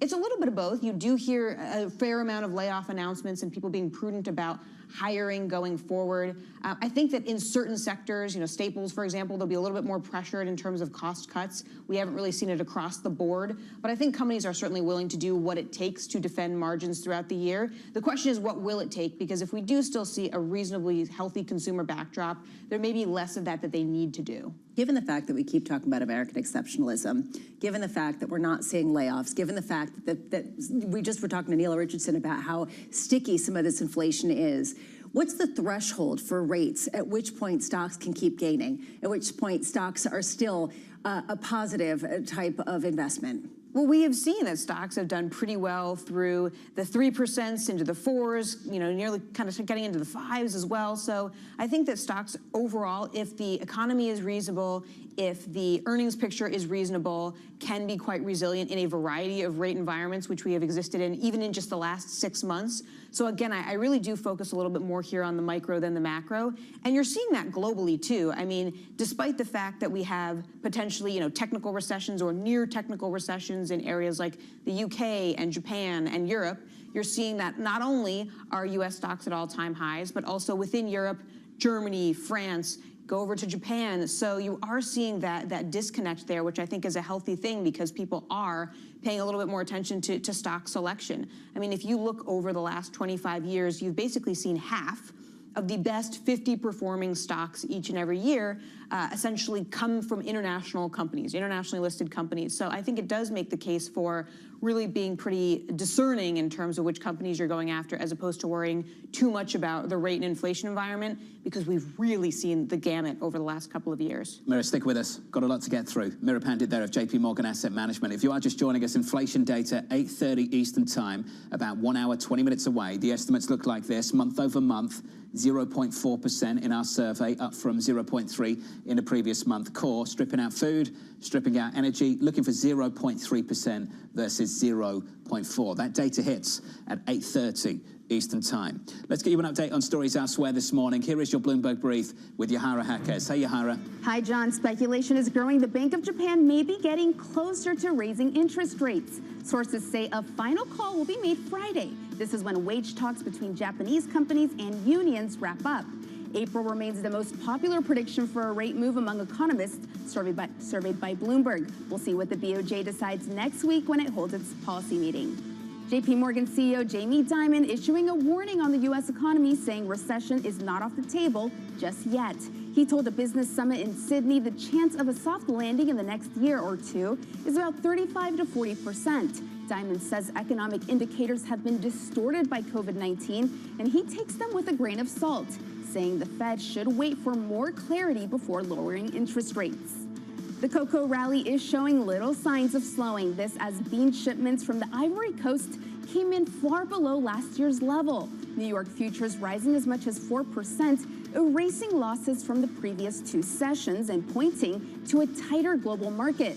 The lower output from the smaller mid-crop harvest has added steam to the rally, which has seen the price of cocoa jump by over 60% this year. That's your Bloomberg Brief. John? Yahara, thank you. Love this story from the Washington Post, just dropped. Former President Donald Trump asking Elon Musk last summer whether the billionaire industrialist would be interested in buying Trump's Truth Social, according to two people with knowledge of the conversation. Well, maybe that's recently why he was meeting with the former president. Everyone was talking about this was about Elon Musk getting into the campaign donations game. He said on X, Twitter, that wasn't it. Maybe it's about Truth Social. I'm not sure how much capacity Elon's got to make another acquisition. Ramo. I just want to know why he wants to raise the money. True. That's the latest from the former president of the Washington Post. More on that a little bit later. Up next on the program, the TikTok bill gaining momentum in Washington. This bill does not ban TikTok. It just bans the Chinese Communist Party from essentially owning it. I hope it gets a vote.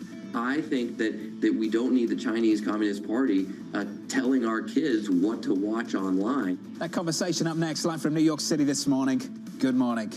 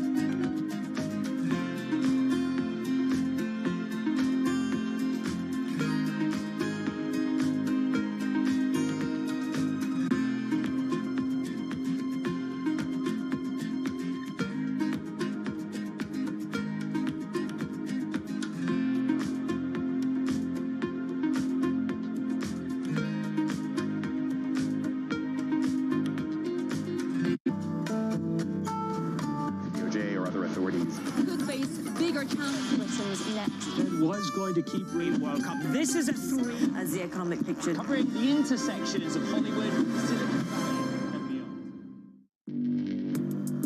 beyond. Access the financial world on demand.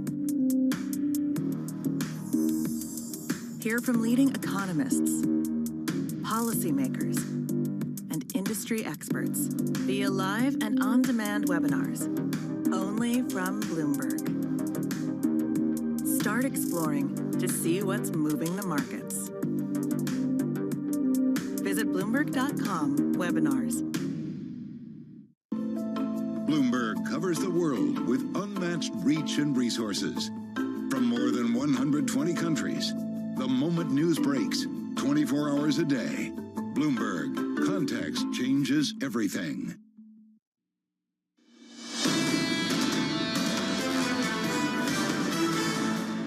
Equities on the S&P 500 positive by 0.2%. Yields a little bit lower by a single basis point, 4.09%. The CPI data just around the corner. Under surveillance this morning, the TikTok bill gaining momentum in Washington. This bill does not ban TikTok. It just bans the Chinese Communist Party from essentially owning it. I'm trying to ban TikTok. I hope it gets a vote. I think that we don't need the Chinese Communist Party telling our kids what to watch online, which is essentially what's going on here. And I just want to see TikTok survive and thrive. Here's the latest. A bipartisan bill that would force TikTok's parent company to sell the platform or face a ban is gaining traction in Congress. Officials set to brief House members on the bill today ahead of a vote tomorrow. Ed Mills of Raymond James writing this. While the bill has a high probability of passage out of the House, we believe the Senate may be more skeptical, given concerns about the legality of the bill, with notable pushback from TikTok users, adding to bipartisan concerns about losing the younger voter crowd. Ed Mills joins us now for more. Ed, we've been talking about this for the best part of 4 years and nothing happened. Is that about to change? Maybe. I think that this bill is absolutely going to have a massive vote tomorrow out of the House of Representatives. But after that, it slows down. The Senate has a different approach. The Senate Commerce Committee chair has said that she would prefer to have larger authority to take a look at different apps controlled by countries of concern and potentially regulate that here in the United States. So Joe Biden has said that he would sign this if it comes to his desk, but he knows that there's the ability to change this in the Senate, deal with some of those legal and political issues.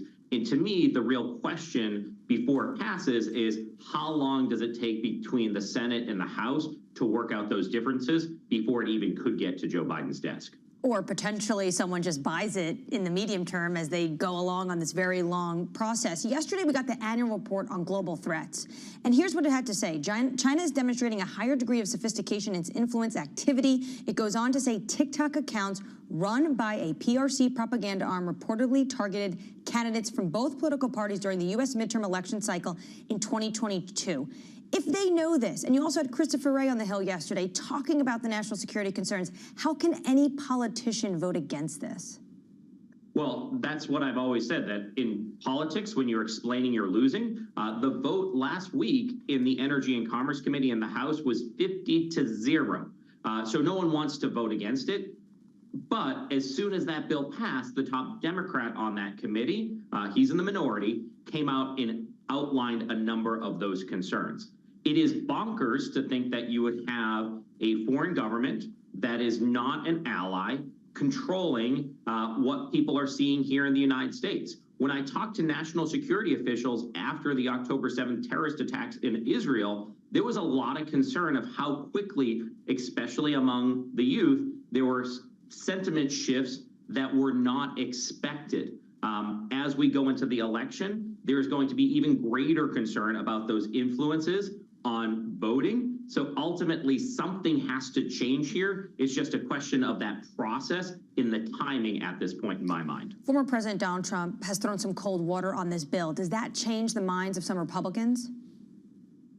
In a little bit, yes, but that's why the FBI director, the Office of the National Director of Intelligence is going to be up on the Hill today to discuss with the members of the House why they think this is a national security imperative. I do think it is part of the reason why you saw some members of the Senate come out and say, we are not willing to just adopt the House version. First and foremost, the Senate almost never takes what the House does and just signs it into law. But what you need to do in the Senate, if you were to take the House bill, is unanimous consent. So it denies the ability of unanimous consent. It is actually a gift to Democrats who want to make some of these changes that Republicans are not going to be able to blame them. There'll be at least one or two Republican senators who is blocking this bill, giving the opportunity for the Senate to do their work. And the question is, can what the Senate produce and what the House produce get reconciled and make it to Joe Biden's desk? Will we see an actual impact on TikTok before the election, I'm pretty skeptical. And forgive me, I'm going to do something dangerous. I'm going to ask you to read the Trump tea leaves, if we can. What do you think his position on this signals more broadly about how he might govern regarding China? It's a good question, John. I think that all of the conversations we've had at Raymond James about Trump's potential re-election in China, first and foremost, a less predictable relationship. Number two seems to be very focused on tariffs. And number three, somewhat transactional. There is going to be a question of his business interests in Truth Social, any of the campaign contributions he's had in his position on TikTok. What does his ownership of Truth Social do as it relates to the potential benefit for other social media companies? He highlighted Facebook and Meta yesterday. A lot more questions of what is driving those decision makings, and that unpredictability and the volatility that comes with that from the market is where a lot of our conversations have been with the clients of Raymond James here. And to put a bow on it, though, just quickly, less predictable and more volatility does not necessarily mean worse than what we currently have, right?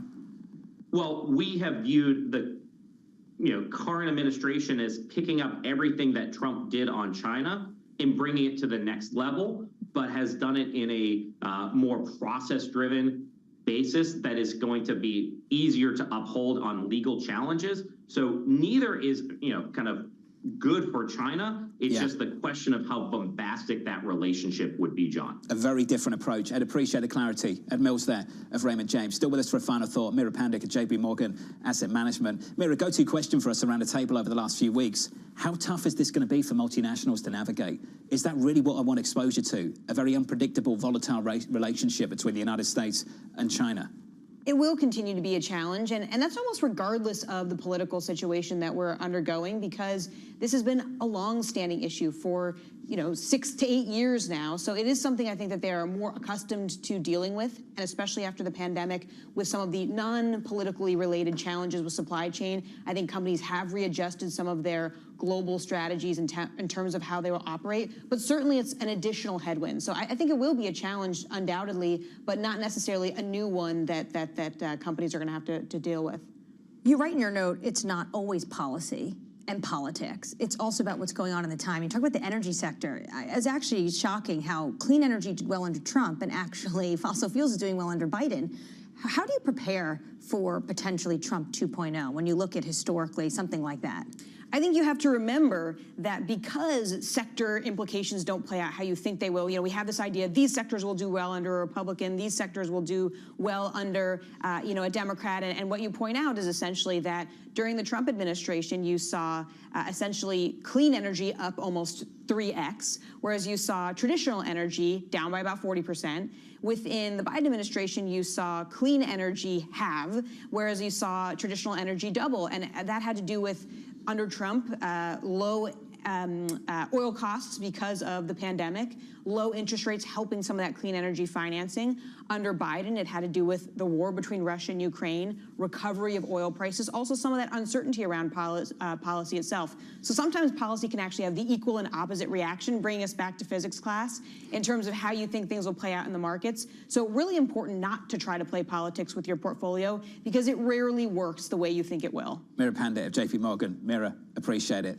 Donald Trump, I do wonder, too early to draw conclusions, but Lisa, you do wonder what his approach on TikTok means for his broader approach to China in the years to come if he gets back in the White House. I thought Ed put it really well. It shows how complicated and transactional it's going to be. If it affects, Truth Social, does it change the scenario and raise a question about what national security means? Not just Truth Social, but does it affect his ability to bring in top dollar donors?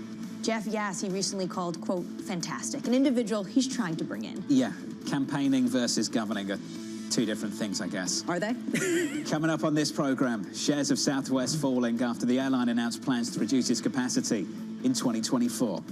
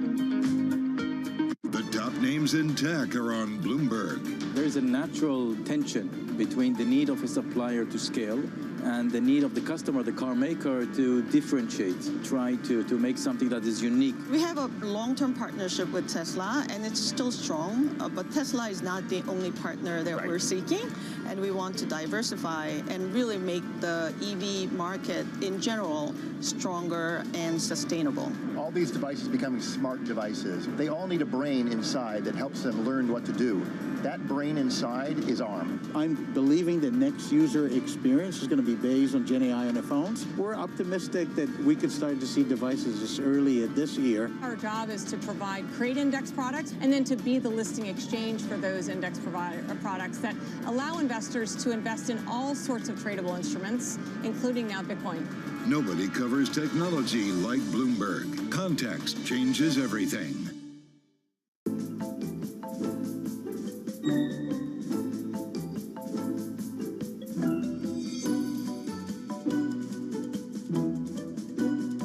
You never hear people saying, I want my little boy to grow up to be an insurance person. Did your parents tell you to be in the insurance world? I really liked the insurance sector at the time. We are basically promoting and ensuring social cohesion. And at the time, I wanted to make a difference and wanted to go in there.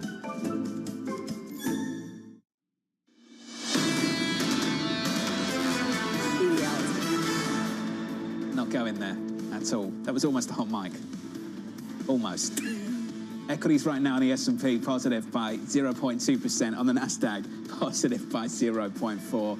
2 days of losses on the S&P 500. Last week, a very rare week of losses. We've only had 3 of them since the end of October. Just a stellar run in this equity market. In the bond market, 2-year, 10-year, 30-year, looks like this. Citi are calling it inflation week, and it is. Starts with CPI data a little bit later this morning. 2-year, 453.80. Yields a touch higher there. No drama. Little bit lower on a 10-year. Basically unchanged. 4.09%. A real flavour, a picture of inflation in America, Lisa, this week, going into the Federal Reserve decision in about a week's time. Yeah, it comes at a time where we've already had this incredible rally, and people basically are saying, all those zero-cut call people, hey, I'm looking at you, Torsten Slok. They've come on this show and said, I don't think so.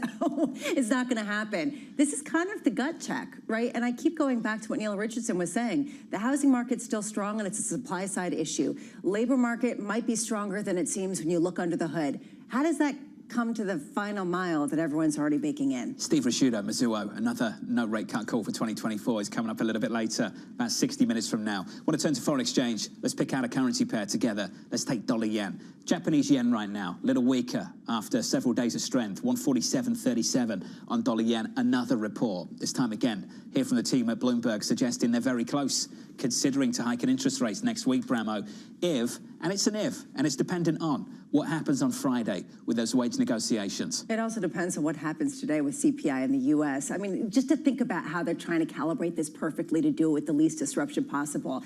To me, the fact that you get a little bit of a weaker yen highlights that any uncertainty about a rate hike next week. That's right, rate hike. We're talking about rate cuts everywhere else. It's hard to get your mind around right now, given the fact that it's just haven't done it for 27 years. It's also not what anyone else is 17. doing. Yeah, I mean, it's basically you know, this is where people's minds are at right now. 147.36 on dollar yen right now. I'm with you. Every time I say it, I'm like, yes, rate hikes, right? Not rate cuts. I mean, how many times have you messed that up with the Fed? I've done that. What, calling rate cuts rate hikes? Yeah. All the time. Guests do that too. Oh, I know. You know, it's just dependent on what you're used to. Right? It's not a big deal. It's okay, Lisa. It's all right. 147.36 on dollar yen. Under surveillance this morning, a little under an hour away from US CPI. After a hotter than expected January print, our survey expecting a slight uptick in headline inflation, with core continuing its trend lower. Bloomberg Economics expecting increased gasoline prices to push up the headline figure, writing, quote, we don't expect the February report to provide clear enough evidence of disinflation to boost the Fed's confidence to cut interest rates. I think most people are on that page. Regardless of what this says today, Lisa, it's too soon. If they want a little bit more evidence, I don't think that's one CPI print. I don't think many others believe it is either. And a lot of people are looking to June, right? Which is the reason why that's the consensus rather than this month. Gas prices, nobody really cares because it's going to be a seasonal thing. That's what people are saying. However, we did see inflation expectations creep up just a little bit in the New York Fed Consumer Survey yesterday. it's not going to be conclusive. I think that that's what we've heard from guest after guest. So why would they make a move or really change their It's not going to be expectations? conclusive, which is why Mohamed Al-Arian says the Fed has become not even data dependent, data obsessed. I was looking at the Misery 2 index. Why this is interesting is because this has more cumulative inflation rates baked in. And what it shows is that voters in 7 swing states actually say inflation is worse than voters overall who, in states that normally vote deep red or deep blue. That spells for me a massive problem for this White House. And that's why CPI prints like today are really important. Just to spell out the estimates for you, we're looking for 0.4% headline month over month, up from 0.3. Core, stripping out food and energy, 0.3 versus 0.4 in the previous month. Elsewhere, tensions rising between President Biden and Israeli Prime Minister Benjamin Netanyahu as the death toll rises and ceasefire talks stall in Gaza. Biden calling an assault on the city of Rafah a, quote, red line. Netanyahu not backing down. The gas. I'm telling you that we have to take care of Israel's security and our future, and that requires eliminating the terrorist army. That's a prerequisite for victory. A prerequisite for victory. What happens if he crosses that red line? Do we know? We don't know yet, but we do know, and Politico was reporting that potentially Biden would put strings attached to weapons. One thing I thought was interesting in that interview Netanyahu gave to Fox, he said we have agreements on the basic goals. We have disagreements on how to achieve them. That seems to be where the gap is. And yesterday when we heard from the White House, Deputy Press Secretary gaggling with reporters, said that they have no such plan yet about how Israelis plan to go into Rafah, but make sure that Palestinians are not in harm's way. We asked a few times yesterday, is this a fundamental division, a big separation between two leaders, President Biden and the leader of Israel, or a convenient media narrative for the President of the United States given his political challenges at home? We had mixed answers to that, but I think based on the Politico story a little bit earlier on this morning, suggesting that maybe they bring in some conditionality to the military aid that's offered to Israel if that red line is crossed. And I think that's the real test of that question. What is the policy going to look like if they cross that red line? Is this really a big shift, a division between two leaders, or typically, as we might be in a cynical way, expect this just to be a convenient media narrative for the president? We'll find out based on the policy, not the words in the months to come. That's true, but I tend to read the tea leaves the way Aaron David Miller does, which is that there is a shift, and most notably because I can't remember the last time Benjamin Netanyahu and Biden spoke. And for me, it's not just did they speak recently, it's how much they've been speaking. Remember, after October 7th, they were speaking regularly. When was the last time we saw them speak in that sort of level of regularity? I have not seen that. That's the latest on the Middle East. Let's turn to shares of Southwest falling after the company announced its plans to reduce its capacity this year, citing Boeing's ongoing challenges. This after Boeing suffered its biggest single-day drop in over a month after the DOJ opened a criminal investigation into the mid-air blowout of a fuselage panel back in January. George Ferguson, senior aerospace and airline analyst at Bloomberg Intelligence, joins us now for more. George, can you tell us just how seriously we should be taking this criminal investigation? So I think, any criminal investigation has to be taken very seriously. Boeing obviously has its reputation on the line here. It's definitely been muddied, its reputation. So it would like the criminal investigation to come out well for it. My understanding is that criminal investigations are typical in this kind of event where you had that blowout of the plug. And it doesn't necessarily indicate that they have evidence that there's criminality here, but they want to make sure there's been no criminal act that would have created that problem. But I'm not an attorney, typically an analyst by day, so that's my understanding of the criminal side of this. George, I'm struck by the fact that the news gets worse and worse for Boeing every single day. I mean, honestly, we heard this report that basically safety regulators went in there and found huge gaping errors in just how they have their protocols laid out and the confusion around them. Where's the floor here? Shares are dropping, but there's also a complete lack of any kind of sense of whether we've gotten to the bottom of this. Yeah, so I agree. I mean, it seems like the bad news just keeps coming here. I do think that the reports I've seen indicate to me that part of the fix has to be this buy of Spirit Aerosystems, and so this may well start to be a floor as Boeing explores how to take apart Spirit Aerosystems. Inside Spirit, there's some Airbus business, but there's a lot of Boeing business, and I think they can't afford to have any muddied lines between what Boeing wants to do on quality and production, and a Spirit management. And so I do think I think it's something they never wanted to do. They spun Spirit out because it was a lower margin business. They didn't want to be involved in it. I think they've ran it this far trying to keep Spirit outside, but I think they've just looked down there and said it's too integral to the build of the 737 and the 787. They're two most important airliners, and they can't control what's going on down there. They can't stabilize what's going on down there, and they've got to get in there and fix it from the very beginning all the way up into Boeing and Renton, Washington. George, do you think we could see any more shifts in the C-suite?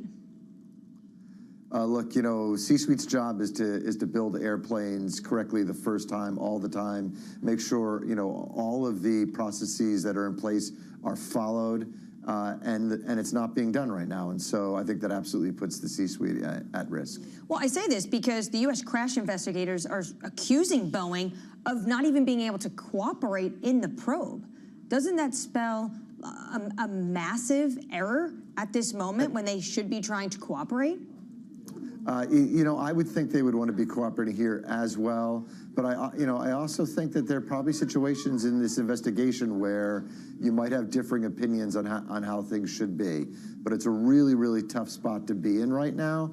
And I think Boeing probably needs to be a lot more receptive to some of this feedback than trying to manage it. What I find interesting, George, is that the Boeing debacle seems to be masking a lot of actually good news under the hood. We're seeing a lot of bookings that are coming in stronger than expected. People are still traveling a lot more than many of these airlines expected with Southwest. That was sort of the silver lining, that they actually had greater numbers of bookings than they had expected.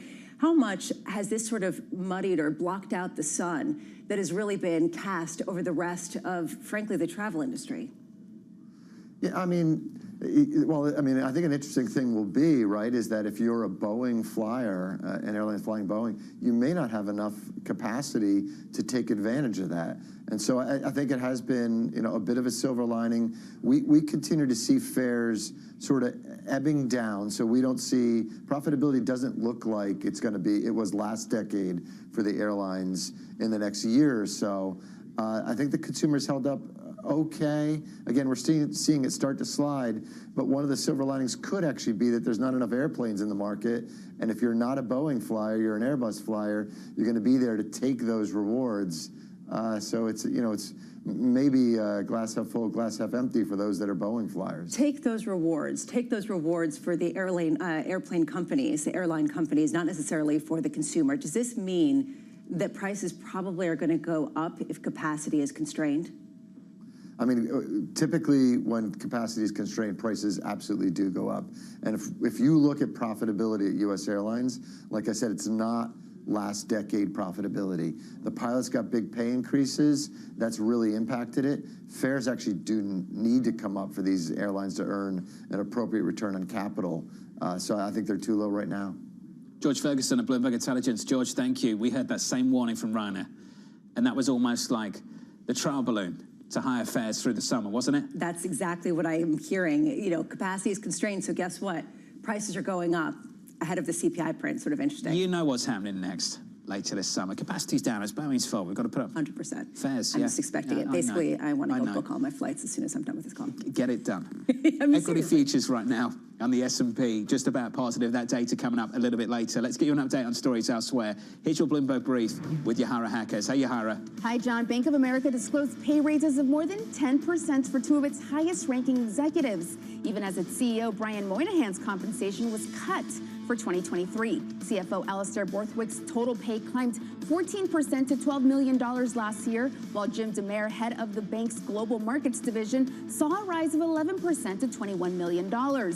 Meanwhile, Moynihan saw his pay cut 3% to $29 million in 2023.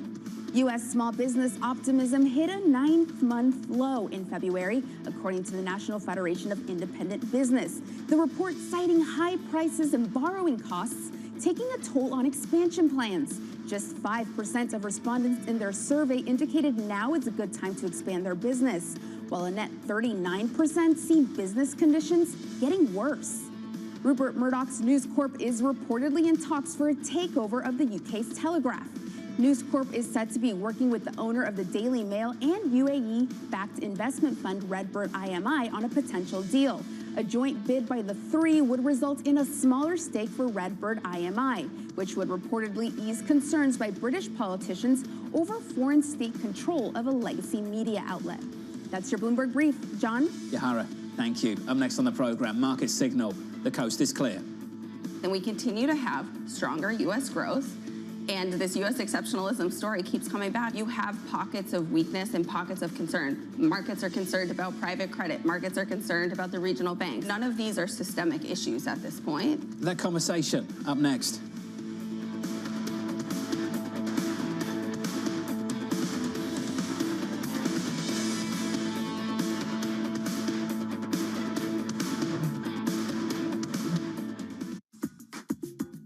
You formed a partnership with Penny Pritzker at some point to do parking, is that right? Yeah, so when I was working at JLL, that we went through this real estate recession in the early 90s, and the senior people at the firm said, let's do a retrospective on all these different asset classes to see what happened, how we overpaid, why we ran into so much trouble, what really happened in the marketplace. And when I did that, I recognized, wow, there were a lot of reasons why I liked the parking assets better than I did office and retail and industrial.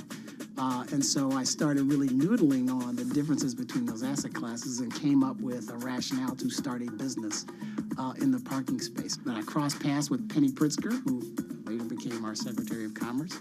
And she liked the idea, and she and I went off on this adventure together and built a real estate operating company in the parking space.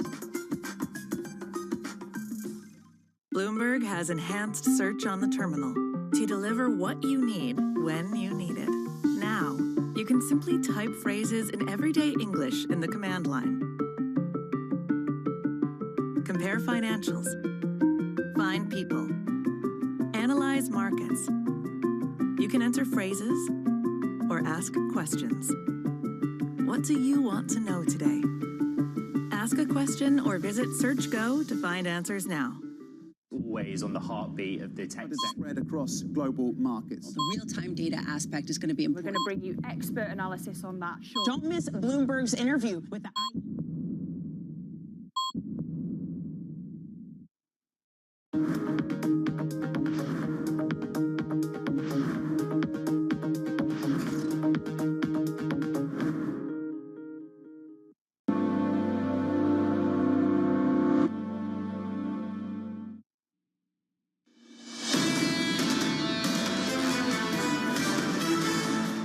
Update on stocks right now, positive, just about by 0.25% on the S&P 500. In the bond market, lower on yields by a single basis point, 4.08%. The euro a touch stronger, 109.34 against the dollar. Under surveillance this morning, market signal, the coast is clear.